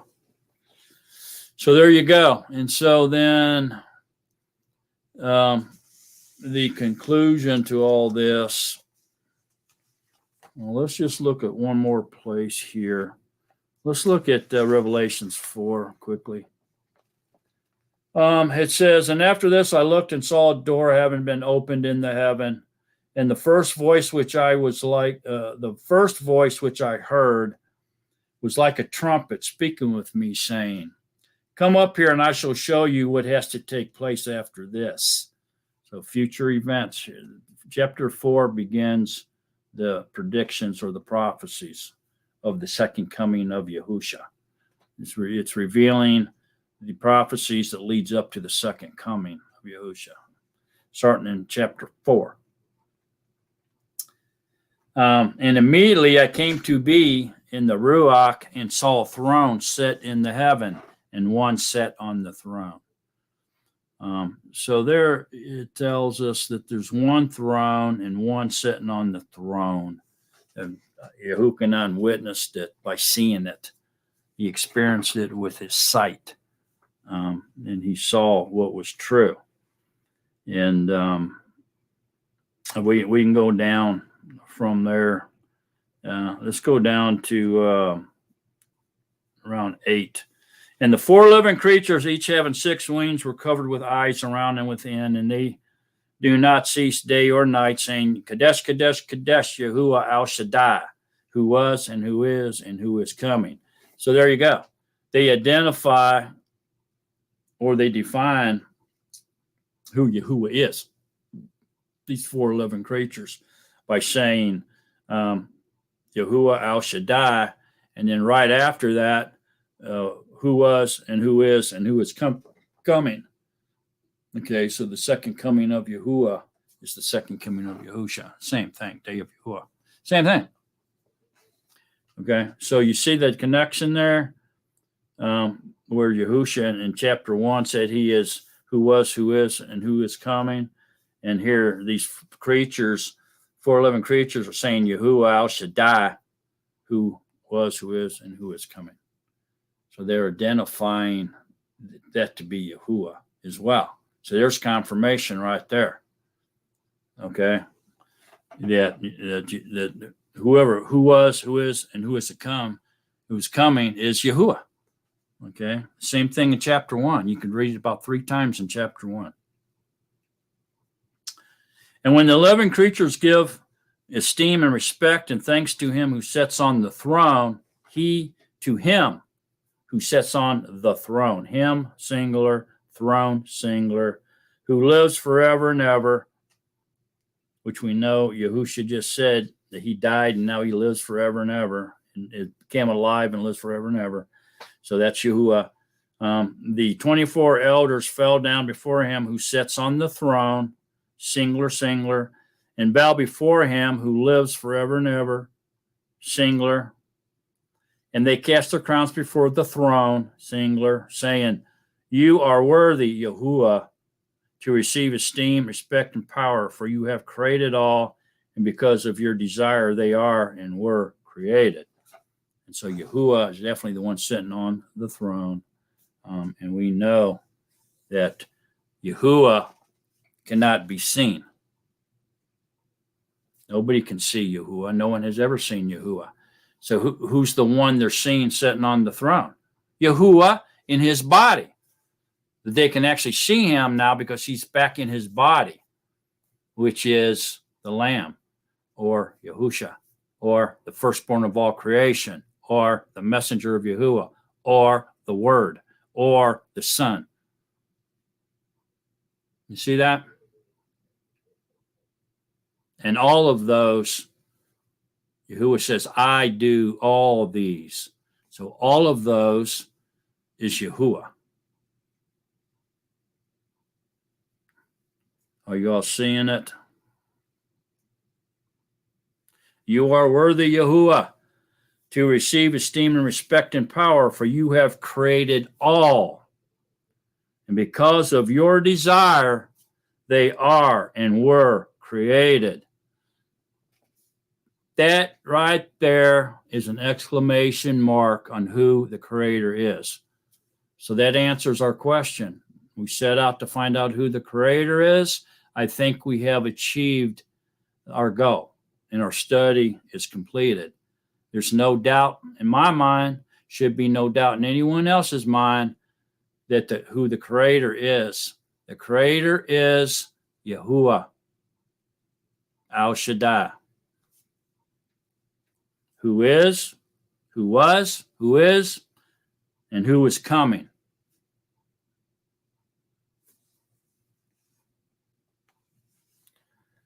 We'll read that one more time. And when the living creatures give esteem and respect and thanks to him who sits on the throne, who lives forever and ever, the 24 elders fall down before him who sits on the throne and bow before him who lives forever and ever, and they cast their crowns before the throne, saying, You are worthy, Yahuwah, to receive esteem and respect and power, for you have created all, and because of your desire, they are and were created. Leaves no doubt, man. Put that together with everything else, leaves no doubt that the creator is Yahuwah Al Shaddai, folks, which means Yahusha is Yahuwah incarnated. You can't come up with anything else. That's it. That's all the proof I need. I hope it's all the proof you all need. Okay, so that's it for this evening. That wraps up our study. And watch this over again. There's a lot of information here in this study that was given by the Ruach for all of you to absorb it and to study on it, dwell on it, and to come to an understanding of who the Father is, who the Son is, who the Ruach HaKodesh is, who our Creator is, who our Redeemer is, who our Deliverer is. And you should be able to answer all those with one name. There's only one name. Okay, and that's Yahuwah. Okay? So there you go. Watch it again and again and again if you have to. Get out your BYNV, your Besorah of Yahusha, Nazarene version, or any favorite translation that you have, that you prefer, and follow along with this study. Look it up yourself. Do your own research. Act as the Bereans. Don't believe what I said. Go study it for yourself. Pray to Yahusha. Pray that the Ruach HaKodesh, who is the only teaching authority there is, to guide you and help you and teach you and give you understanding and the knowledge of Yahuwah, so that you can proclaim with your own lips the truth. Okay? So thank you for watching, everybody. Thank you for coming in and studying with me this evening. I appreciate all of you doing that more than you'll ever know. Peace, joy, and love to everybody. I'll be back tomorrow, Zoom at noon, 12 o'clock p.m. Eastern Standard Time here on this same station. Spark in you is Yah. And we'll gather with all the Nazarene, and we'll study Yahuwah's word of truth together as a family, as a congregation, as the body, and or the assembly of Yahusha, as we are and will be acting in obedience to the word of Yahuwah by doing so. So see most of you tomorrow then on the Zoom at noon. We're going to be starting in John. So 1 John, starting tomorrow, which is one of my favorite letters, favorite little pieces of the scriptures. I can't read 1 John enough. It just resonates deeply into all the way down to my bone and marrow, down into the deepest parts of my being for some reason. I hope you all get as much out of 1 John as I do, because it's very powerful stuff.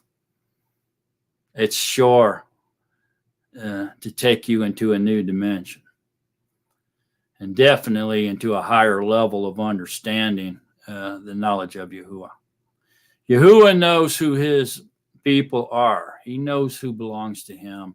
He knows you. He knows if you'll be there, if you love him enough to come and study. and with the rest of the body, and get to know him better and pursue to know him. He knows. Yahuwah knows. And remember to stay in love with Yahusha.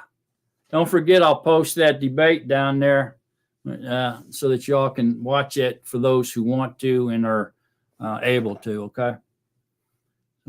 Peace and love and joy. So long, Natsarim, beloved of Yahuwah. See y'all next week.